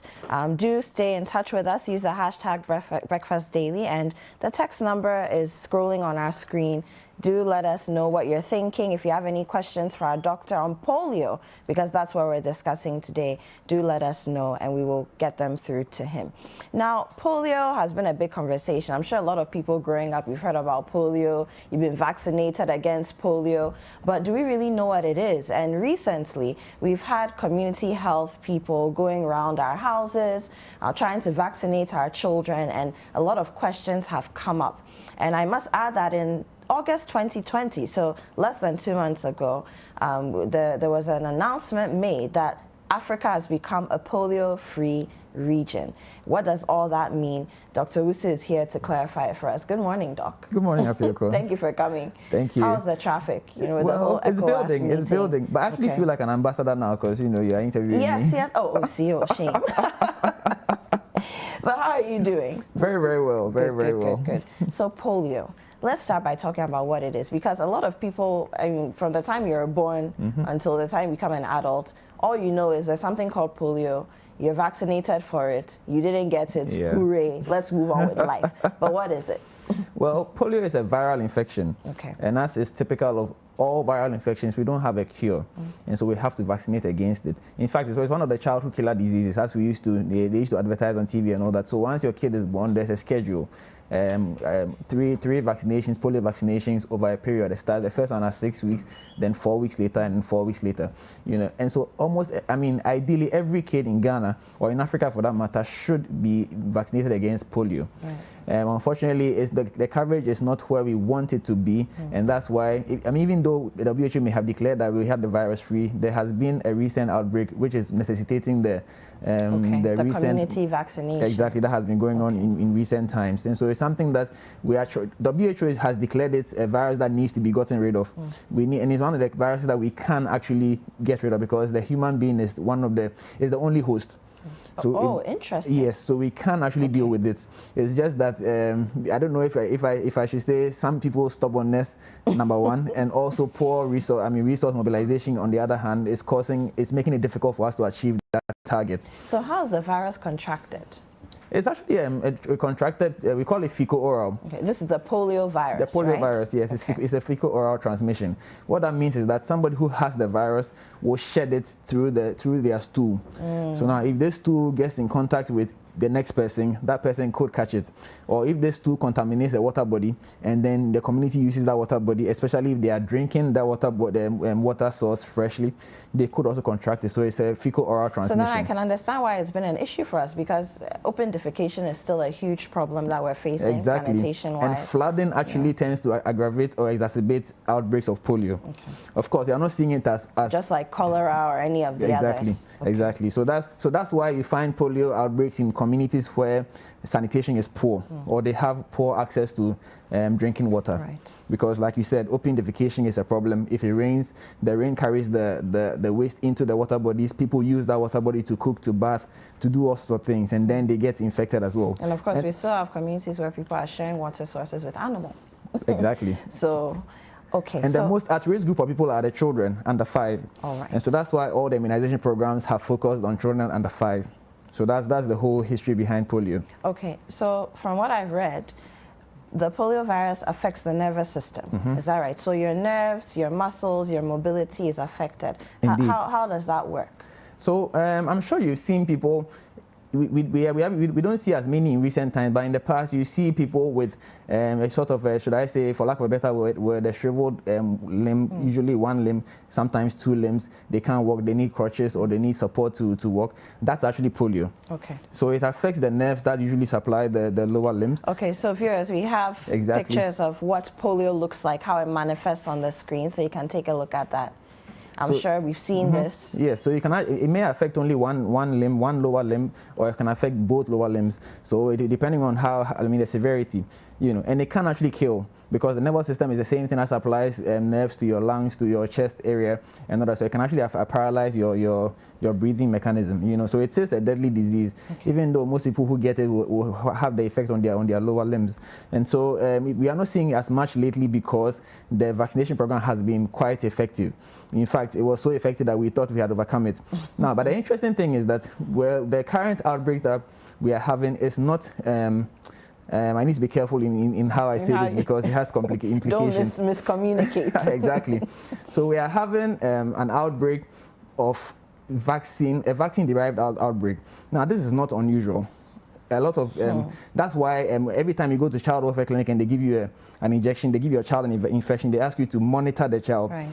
You see, because when it comes to the concept of vaccination is that we take the virus or we take the pathogen and then we weaken it so that it doesn't cause as much damage, so that the body is able to fight it.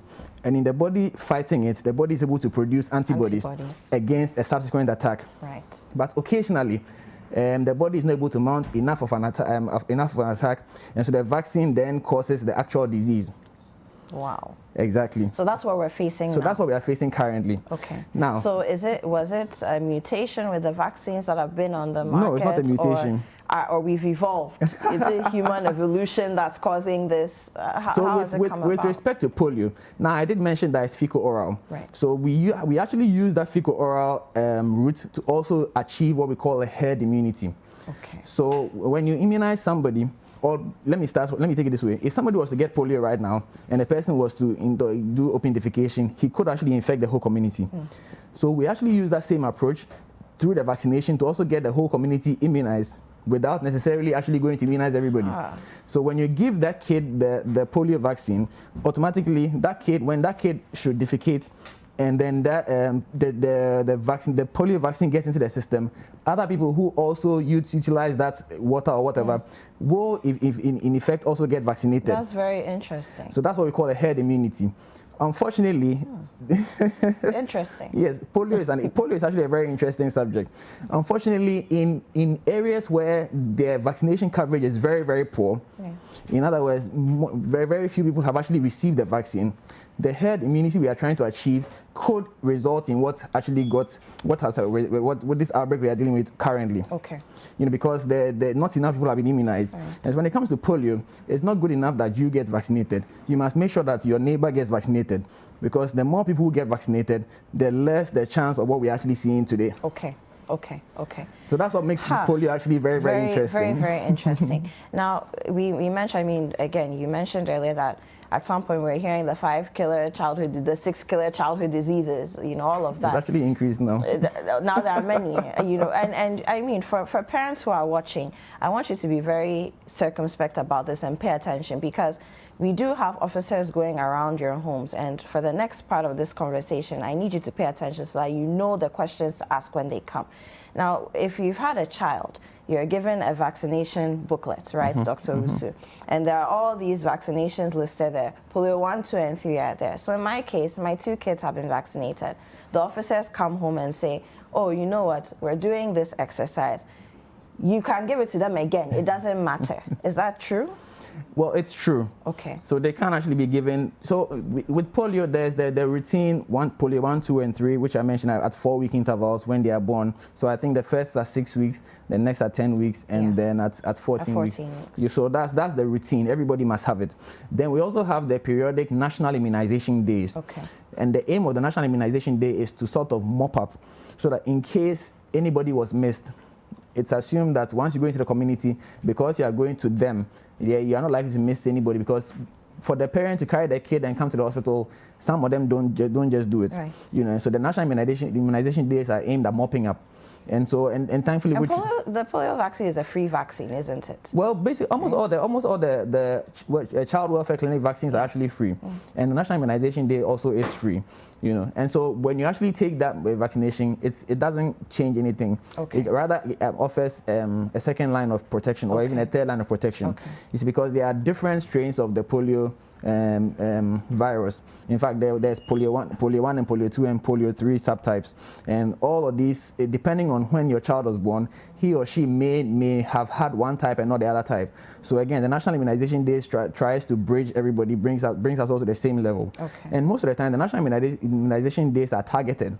So if there's an outbreak, let's say in this recent outbreak we are experiencing, which is last year, actually not recent as in this year, we had a case in Tamale, we had a case in Agbogbloshie. Tamale, northern region, and then Agbogbloshie, there's a linkage. So there was one case. The rural-urban migration, the drift. Exactly. Yes. So we had one case in the northern region, and we also had one case in Agbogbloshie. And so the target has been those areas, those kind of areas where there's the poor sanitation, poor water protection or water supply. The slum areas. And so that's the thing. It does not, even though the aim is to reach every child everywhere, well, personally, my kids, they didn't come to my house. So I had to actually take them. They sent out text messages. I don't know, SMS messages, just trying to let people know that this was happening. I received one. I actually got one, so I was waiting for them, but they never showed up. So they have to come and apologize. But have they completed the exercise, or they're still going on? They've completed the first phase. Okay. In fact, they did the very first phase much earlier in the year, and they did the second phase just last week, and there's going to be another phase in October as well. Okay. So we are hoping that they'll remember us in October and come by. so if they come by your house, let them do it, because as many people as are available to receive the vaccine, that is how we will bring down the outbreak. Because I already mentioned that if you get vaccinated and your neighbor is not vaccinated, the protection is not going to be 100%. Right. So it's very important that as many people as possible get vaccinated against polio. Of course, within the target age group. Brilliant. And the target age group is below Under 5 years? Yes. Okay. Now, a very important question, and I think everyone, again, needs to pay attention to this. Are there any side effects of the vaccine? Because I've heard cases of kids being vaccinated, particularly with the polio vaccine. Yeah. They get home, they're running a fever. In some cases, they've broken out with rashes. Are there any side effects? And what are the things our parents should look out for after the vaccination has happened? Okay, so there are side effects to every vaccination. And as I mentioned, what we are trying to do is that we are trying to expose the human body to the actual causative agent in some cases, so that the body can mount a defense.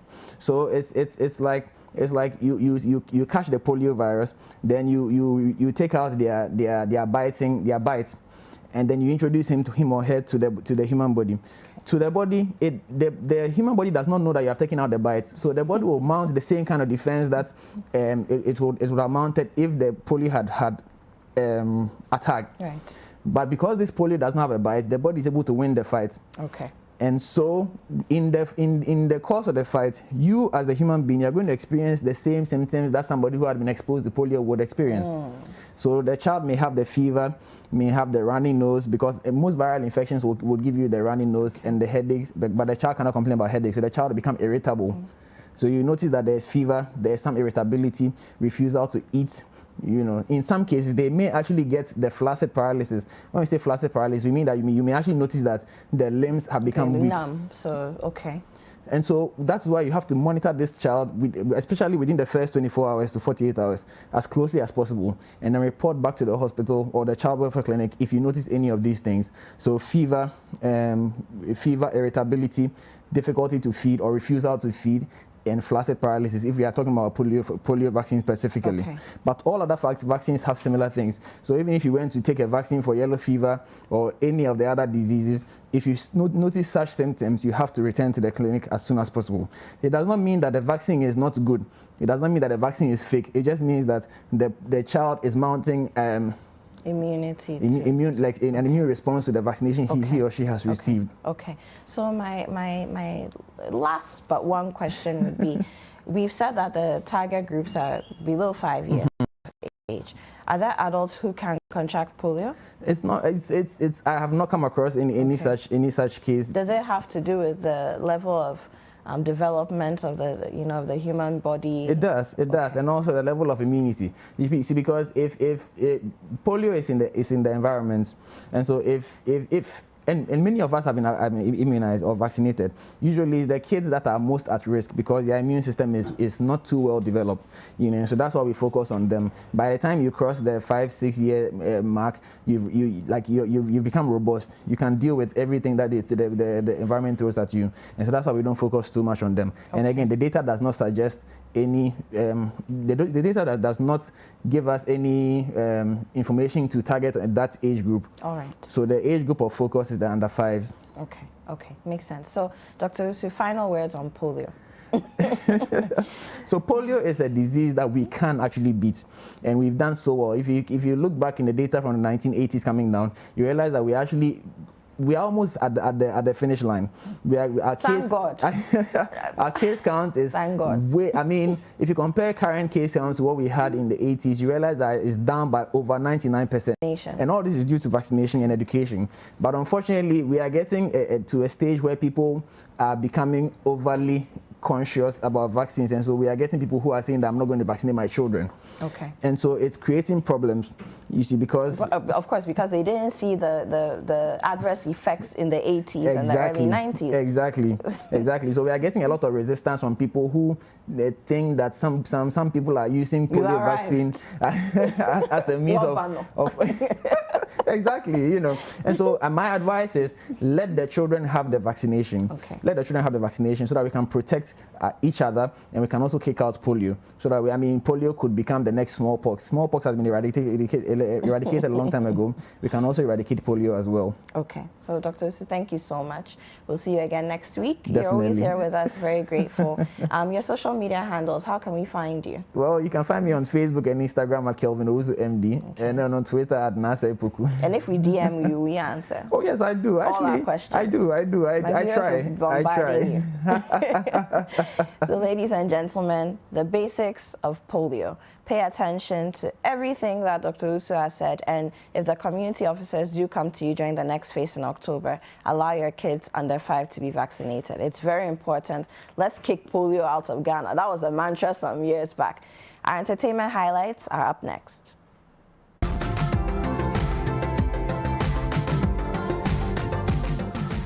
Welcome to Entertainment Highlights on Breakfast Daily. My name is Ato Kwamina. Since the relationship between Michi and Shatta Wale went sour, there have been a lot of rumors about what really caused the breakup. But Michi has spilled it all. She had said on a Kuku Seku show that she left the relationship after she felt that the purpose of being together was done and dusted.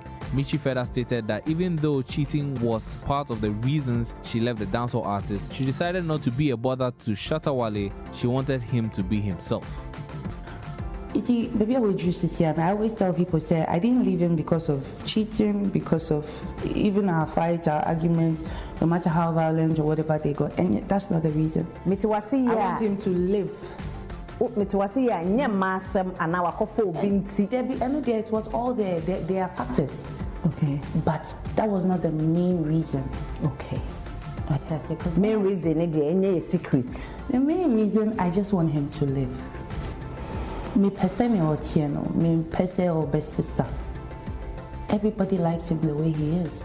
So why do I have to stand in his way as a woman with him? Or the new man sees you, yeah, he's not feeling free in his house. But let him enjoy his life the way he wants to.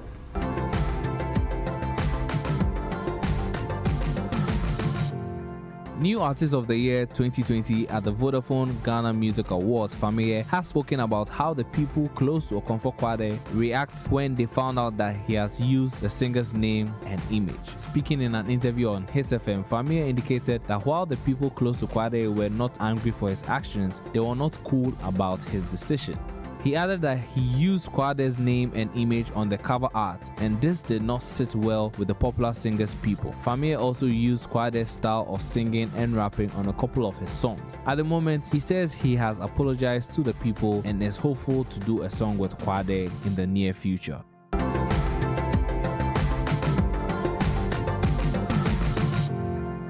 T.I. settled a $75,000 penalty issued by the Securities and Exchange Commission for his involvement in a fraudulent cryptocurrency scheme. There was a point where nearly every rapper in the game was promoting some sort of cryptocurrency. Though money is going electronic these days, it does open up for possible fraud. Unfortunately, T.I. has found himself in the center of such controversy after SEC charged him $75,000 for his role in movie producer Ryan Felton's crypto fraud scheme.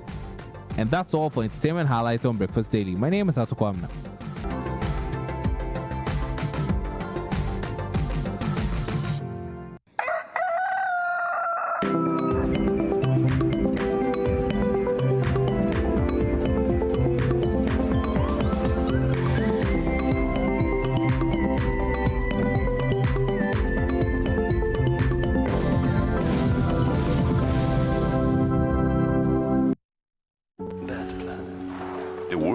Impossible without time.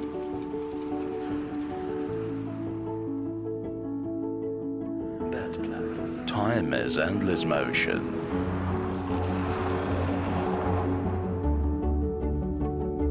Make time work for you.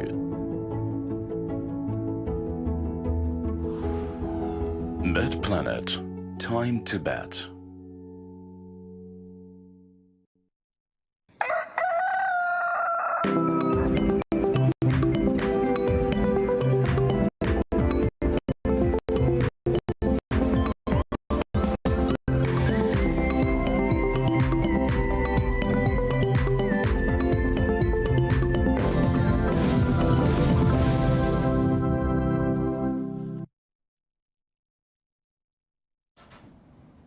All right, welcome back. It's time for us to have a conversation with our friends from Farabambo. Now, the fisheries conversation is a very important one. Nana Kweja has joined us. He's going to help us to get into this particular conversation regarding the issue of having too many vessels and other ways of fishing, and putting too much of a burden on our fish load within the seas around us, and how it is that we can manage this a bit better and create a more sustainable fishing culture. Good morning, Nana Kweja. Good morning. How are you doing? All right. Yeah, so talk to us about the situation that we find ourselves, the current situation that we find ourselves in terms of capacity and the sometimes overfishing that is actually going on. Yeah, thank you, and good morning to your viewers. Ghana's marine fisheries faces a lot of challenges, and one of them is overcapacity. And that is to say that the efforts at harvesting the fish far exceed the desired level. Okay.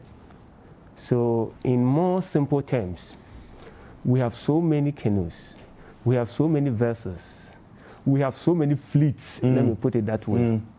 And once you have so many fleets, more than the desired level, then it means the rate at which you are harvesting the fish exceed the rate at which the fish reproduce. So for instance, if you have, let's say, 10 fishes in the sea, and every year it increases by 1, but every year you harvest more than 1, then it means at a point in time you are depleting the resource. And that is the problem that we have in Ghana's fisheries now. Now, scientific data has suggested that the current fleet that we have should be reduced by as much as 60%. So that tells you, wow, we have a big issue to address. How do we reduce the current fleet by as much as 60%? And if we are unable to reduce the current fleet by as much as 60% within appropriate time, then it means the resource is in danger. That is why, our bumper season is July, August, September. But this July, August, September, go to every fishing community. We didn't make catch. People went for fishing expedition, came with nothing or very little fish. Okay, so let's look at it from this perspective. I know that your efforts are to look at a grand plan that will basically manage the system a bit better and everything else. Question I have is it not possible for us to include in this plan, I don't know if you already have or not, but try to move the people a bit more away from the fishing at sea, and rather do maybe more of fish farming? Is that a strategy we are looking at possibly? Yeah, that has been one of the strategies as far as the Fisheries Management Plan 2015-2019 was concerned. Look, you have to take some people out of marine fishing. So there should be incentives. When you read the Fisheries Management, I think page 14 thereabout or so, you see that they were talking about the need for provide some incentive and support for some fishermen to go into aquaculture. By so doing, you are reducing the effort and the capacity at marine fisheries. The most unfortunate thing is that we had a beautiful fisheries management plan that was supposed to be implemented from 2015 to 2019. But midway, it was abandoned. Wow. Okay. And what seems to be the problem?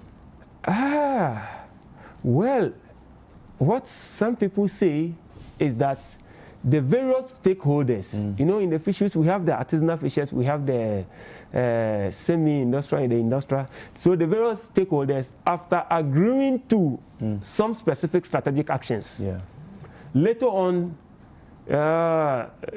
turn against the very actions. Once you are doing this, it will not serve the interest of all. Everyone, yeah. Everyone. So people started, backtracking from what we actually agreed on. That is what some people say. But what I say is that it is the lack of commitment. Because lack of commitment. Lack of commitment. Okay. Because if we have sat down, you have done consultation, we have come to agree to some specific actions that should be taken to restore our marine fisheries, then why should people say no? And in any case, we have laws and regulations that govern our marine fisheries. Yeah, yeah. And whatever actions that were, itemized in the fisheries management plan were in line with the fisheries laws and regulations. Okay. So the regulator should go ahead to enforce the laws and the regulations that regulate marine fisheries. And once you begin to enforce the law, then the issue and the issue about the practices that actually deplete the resources will be resolved. Okay.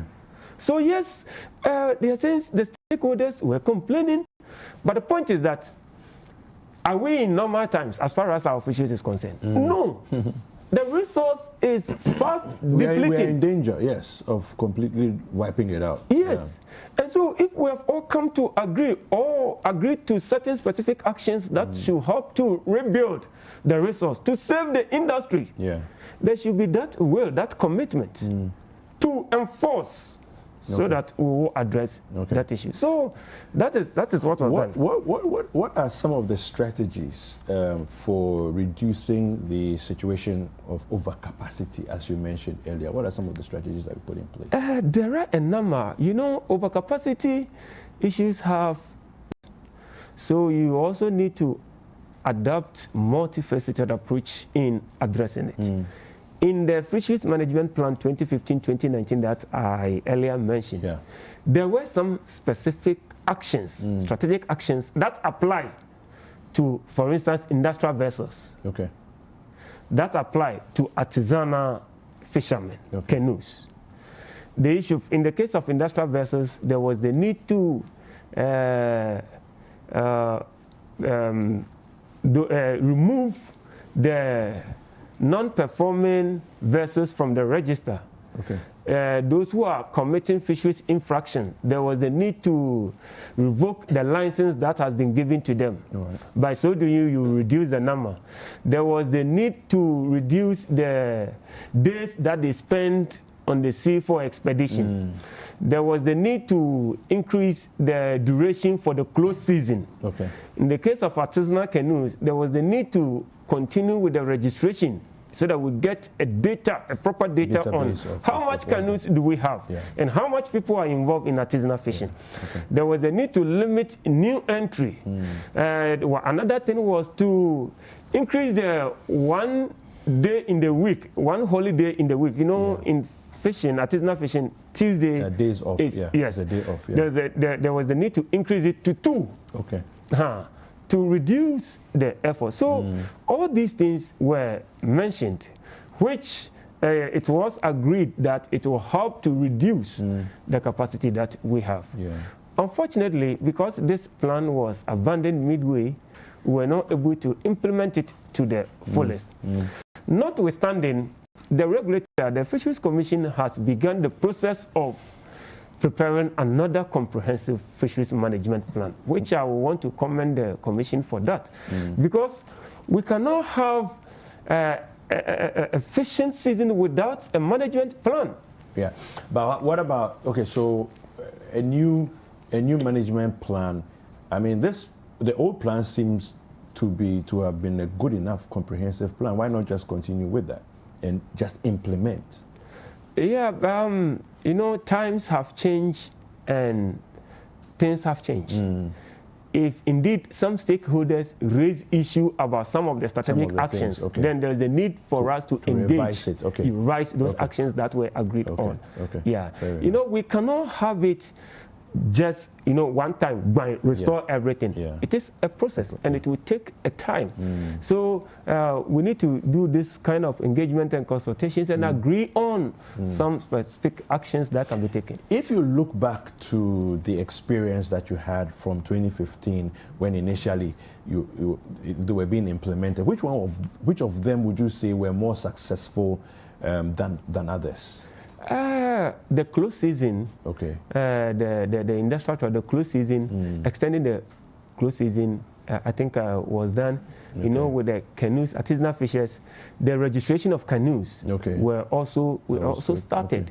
So if it had been continued, by now we would have gotten data on the number of canoes and the number of people who are involved in fishing. And then planning becomes a little bit easier.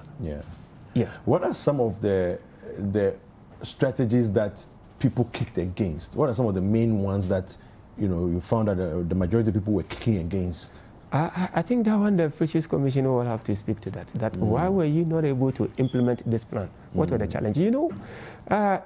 Even when the period was over, we find it that stakeholders should have met to evaluate, assess what actually went wrong. And that one too, some of us did not hear about it. Probably the Fisheries Commission maybe did their own assessment of the implementation of the Fisheries Management Plan. And maybe in due time they may share some of this report with us. But things are not as it should be. It should be. There should be some level of transparency.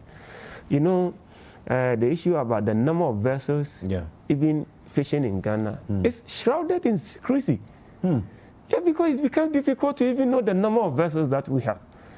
And if indeed we have more than necessary vessels, and we don't even know the number of vessels that we have, because they will tell you the number is between 78, 80 vessels. And I have come across an ODI report which suggests that we are having sorry, I've forgotten the name. I'll give it to you. The report suggests that we have as much as 137 Chinese vessels fishing in Ghana. I see.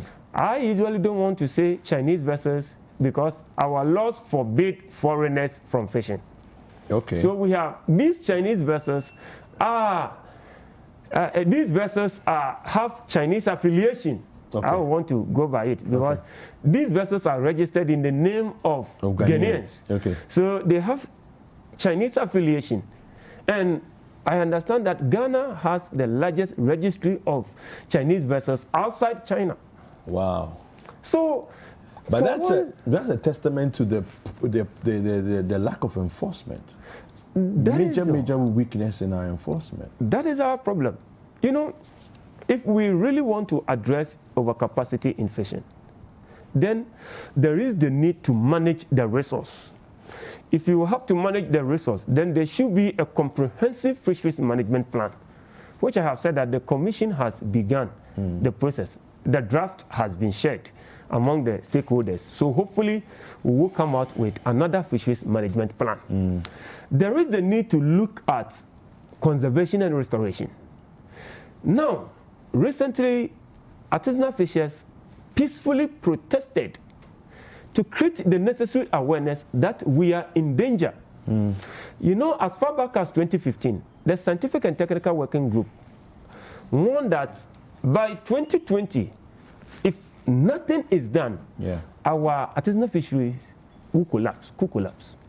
Now here we are in 2020, fishermen go to sea but are not making catch.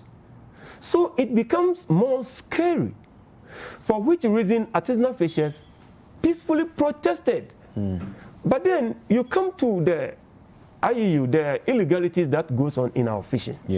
And the most destructive form is the cycle, which is being practiced in the open, whilst the laws frowns upon that. For the benefit of our viewers, just tell us what the cycle is again. Cycle, what it is that the industrial vessels, which I am saying they have Chinese affiliation.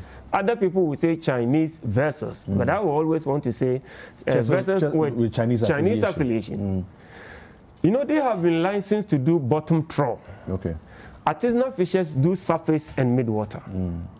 Now, these Chinese vessels or vessels with Chinese affiliation, they come within the zone that is preserved for artisanal fishers. Okay. Okay. And they harvest the fish which they have not been licensed to harvest. They go up there and freeze them into pallets or blocks of fish. Okay.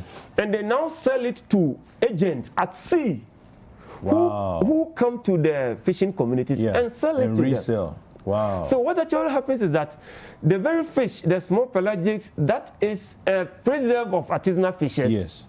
Artisanal fishers cannot have them because the trawlers are harvesting these fish and selling it to their agents, which is against the law. That is the cycle. Now the danger is that they are harvesting juvenile fish, baby fish, in huge quantity. Now, the baby fish is supposed to live and at least also give birth once before the fish is caught. That is what the law says. But the juvenile fish that is harvested, they don't get to the age of maturity to even. And they harvest them in huge quantities. So it is a threat. You know, the ability of the resource to reproduce is completely removed. And we have been talking about this. The regulator. We are not in normal times. Now they are depleting the resource. Over 2.7 million Ghanaians depend on this resource.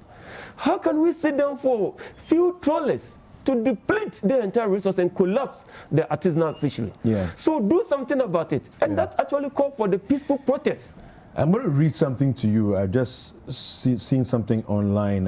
It's an article that says here, a Chinese-owned trawler has been relicensed, and I want your reaction to this, has been relicensed to fish in Ghana, despite being caught for illegal fishing twice and failing to pay its fine. In June 2019, the Lurong Yuan Yu 956 was apprehended in Ghanaian waters with illegal nets and undersized small pelagic fish on board, the staple catch of the canoe fishers. They've been relicensed. What's wrong with us? Good. The law says that when you commit an infraction like that, you are supposed to be fined $1 million. Yes. When you redo it, then your license has to be revoked. So if we have this trawler perpetuating this illegality, you know, by going with small mesh size, it's against the law. Now, if you go with small mesh size, then it means you will harvest juvenile fish. So harvesting of juvenile fish is also against the law. The next thing is that you were licensed to do bottom trawl. And you have harvested small pelagics, which is a surface and midwater fish. Then it means you fished in a zone that you shouldn't have fished. So this is like multiple layers of crime. That's being committed. And the law says that do not license such a vessel. Revoke that license. The story goes on to say the full fine of $1 million was issued, but the vessel owners refused to pay. And this happened in May 2020. The vessel was caught again for almost identical offenses. Despite its clear track record of illegality, the vessel has now been licensed to fish again, whilst it's waiting a further hearing. That's the situation we find ourselves. So that's why I always say that this is all sorts of madness going on here. The commitment to fight the So what's the ministry doing about something like this? You have to be, speak for us. Ask them. Now, why is it that the resource is collapsing? But the very actions that has to be taken to halt the collapse and reverse the collapse is not being done. Now, fishers recently protested against this cycle. And you know what? They are saying that, I heard the minister saying that, cycle is not a problem to the fishermen. If cycle is not a problem to the fishermen, why is it that in the 2020 budget, paragraph 718, government stated it there that we will ban cycle this year. If it is not a problem, why is it in the budget? Yeah. Now, the senior minister has referred to cycle as galamsey at sea. Okay. And he once promised that he will use his office to fight this illegality. The vice president is well informed about this illegality, which is driving the collapse of artisanal fisheries. Why is it that the regulator is not showing that, demonstrating that commitment? So we have some messages coming through, and Jasper Kujo Akindele says, the main problems, I believe, is the illegal foreign vessels that have been depleting our resources for time immemorial. The government is looking on unperturbed for ages, and I believe the Ministry of Fisheries are in connivance with these illegalities. Yeah, so that is the situation. So as I was actually saying, if we really want to address overcapacity, then there's a need to look at conservation and restoration. That will mean we have to stop this cycle now because it is depleting the resource. Again, we will have to look at livelihoods issues. You know, in our fisheries, and especially in small-scale fishing, artisanal fishing, there's a need to have voluntary compliance. Excuse me. Yeah. Voluntary compliance is key. But the point is that the fishing that we do in these fishing communities is a livelihood activity. But it is our culture, it is our life, and that is what the fishermen do to survive. So how are we going to win this battle? Yeah, one, that's what I'm saying, that we need a comprehensive fisheries management plan.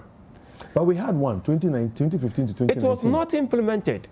So the commitment to implement it should be there.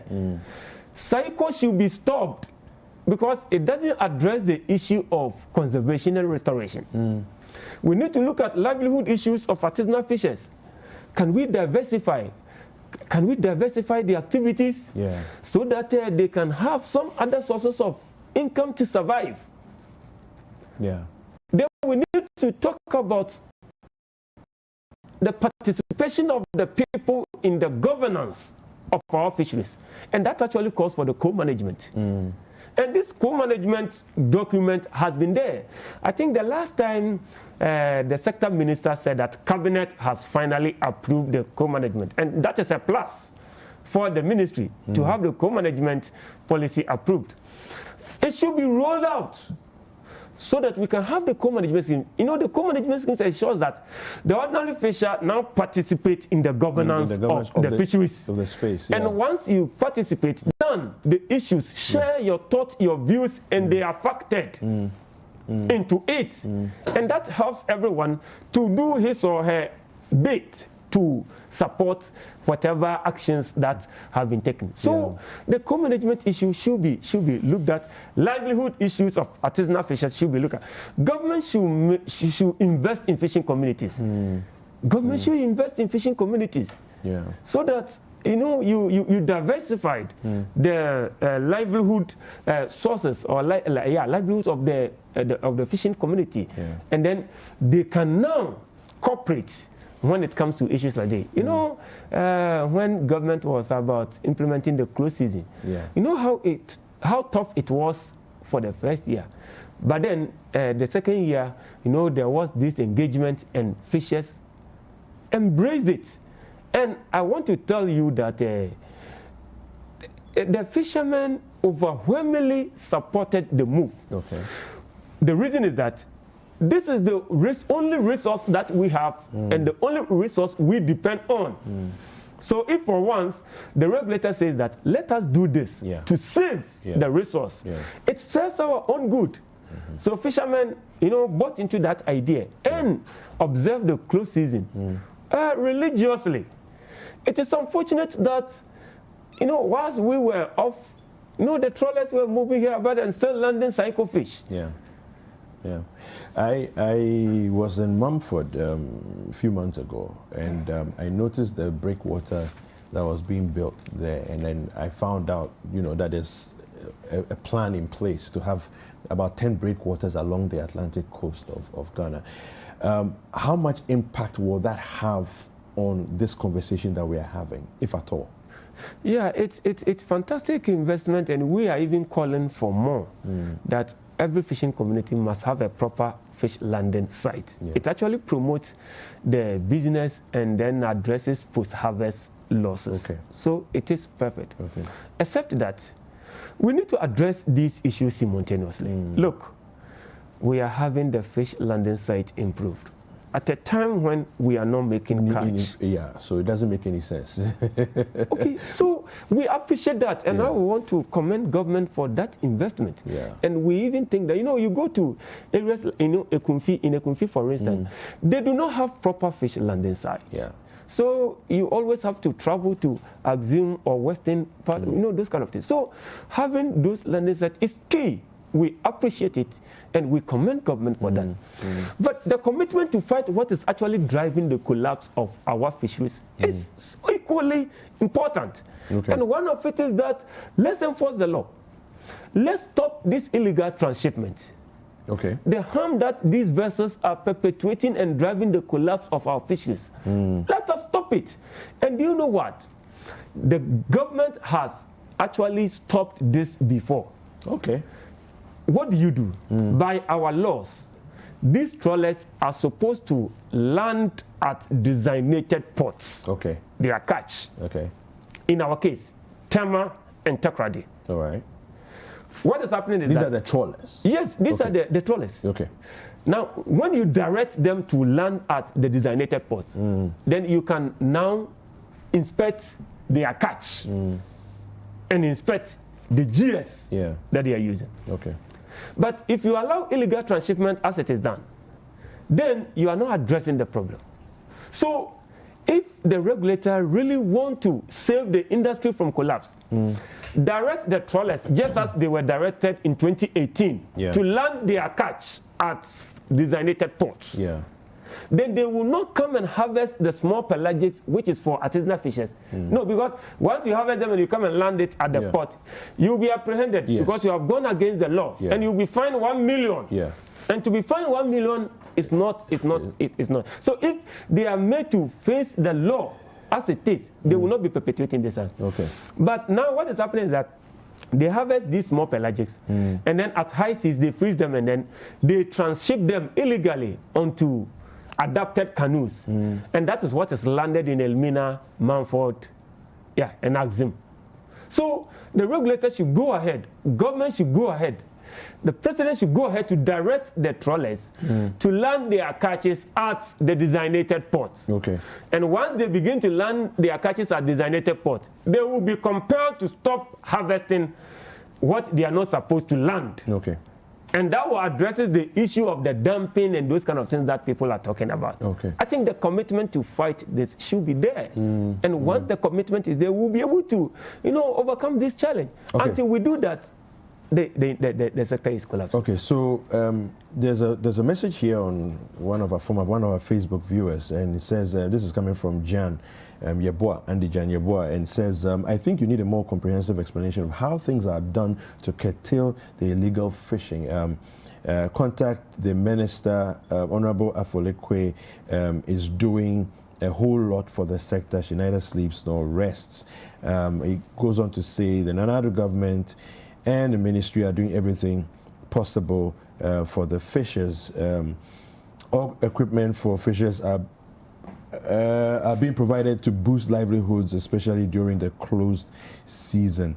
Okay, now, as it stands, looking at what the challenges that we face so far and what Nana Kweja has taken us through, Andy, it looks as though enforcement is more of a challenge than anything else, because if you remember the earlier article that I read, I mean, somebody has just been relicensed after flouting the law.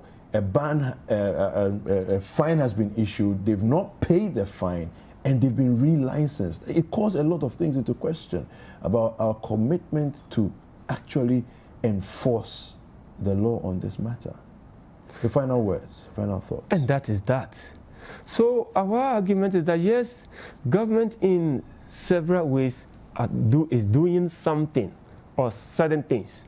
But the point is that the resources are about collapsing. The Scientific and Technical Working Group warned that 2020, if nothing is done, it will collapse. And that's what is actually driving this collapse is the illegal transshipment, the cycle. Yeah. Fishers have protested. Fishers have issued series of press conferences. Yeah. That government, please ban this cycle to save the industry. Yeah. Because our artisanal fishery is collapsing. Why have we turned a blind eye onto what is actually driving the collapse? Yeah. And doing other things.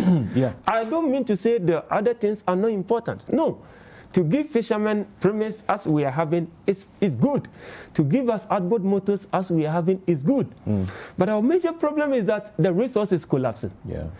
The industrial vessels are driving this collapse. They are scooping everything, including juvenile fish, and selling them as cycle blocks. Okay. All right. Go ahead and stop this. And once you stop this, you will save the industry. And we can now derive maximum benefits from the landing site, from the outboard motors, from the premise. Because we buy the premise. You go, you don't make a catch, you lose. All right, thank you very much. Thank you very much. We've been speaking with Nana Kweja, who's an executive member of the Ghana National Fishermen's Council. And Firebambo Dialogue is supported by the European Union in collaboration with CARE and Friends of the Nation, as well as Oxfam. Don't go anywhere. After these messages, we'll come back and continue the show.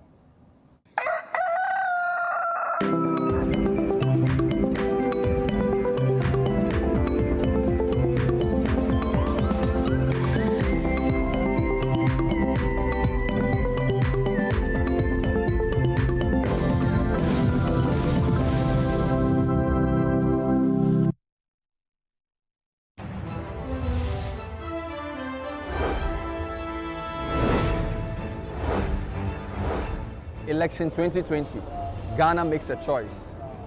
Tracking and bringing you reports of the presidential and parliamentary campaigns across the length and breadth of this nation. Analyzing campaign activities and election data with our panelists on the Voters' Diary.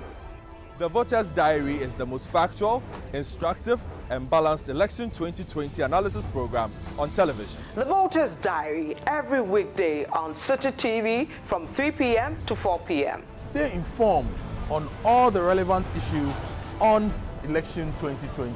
Tune into the Voters' Diary, it's Ghana's choice.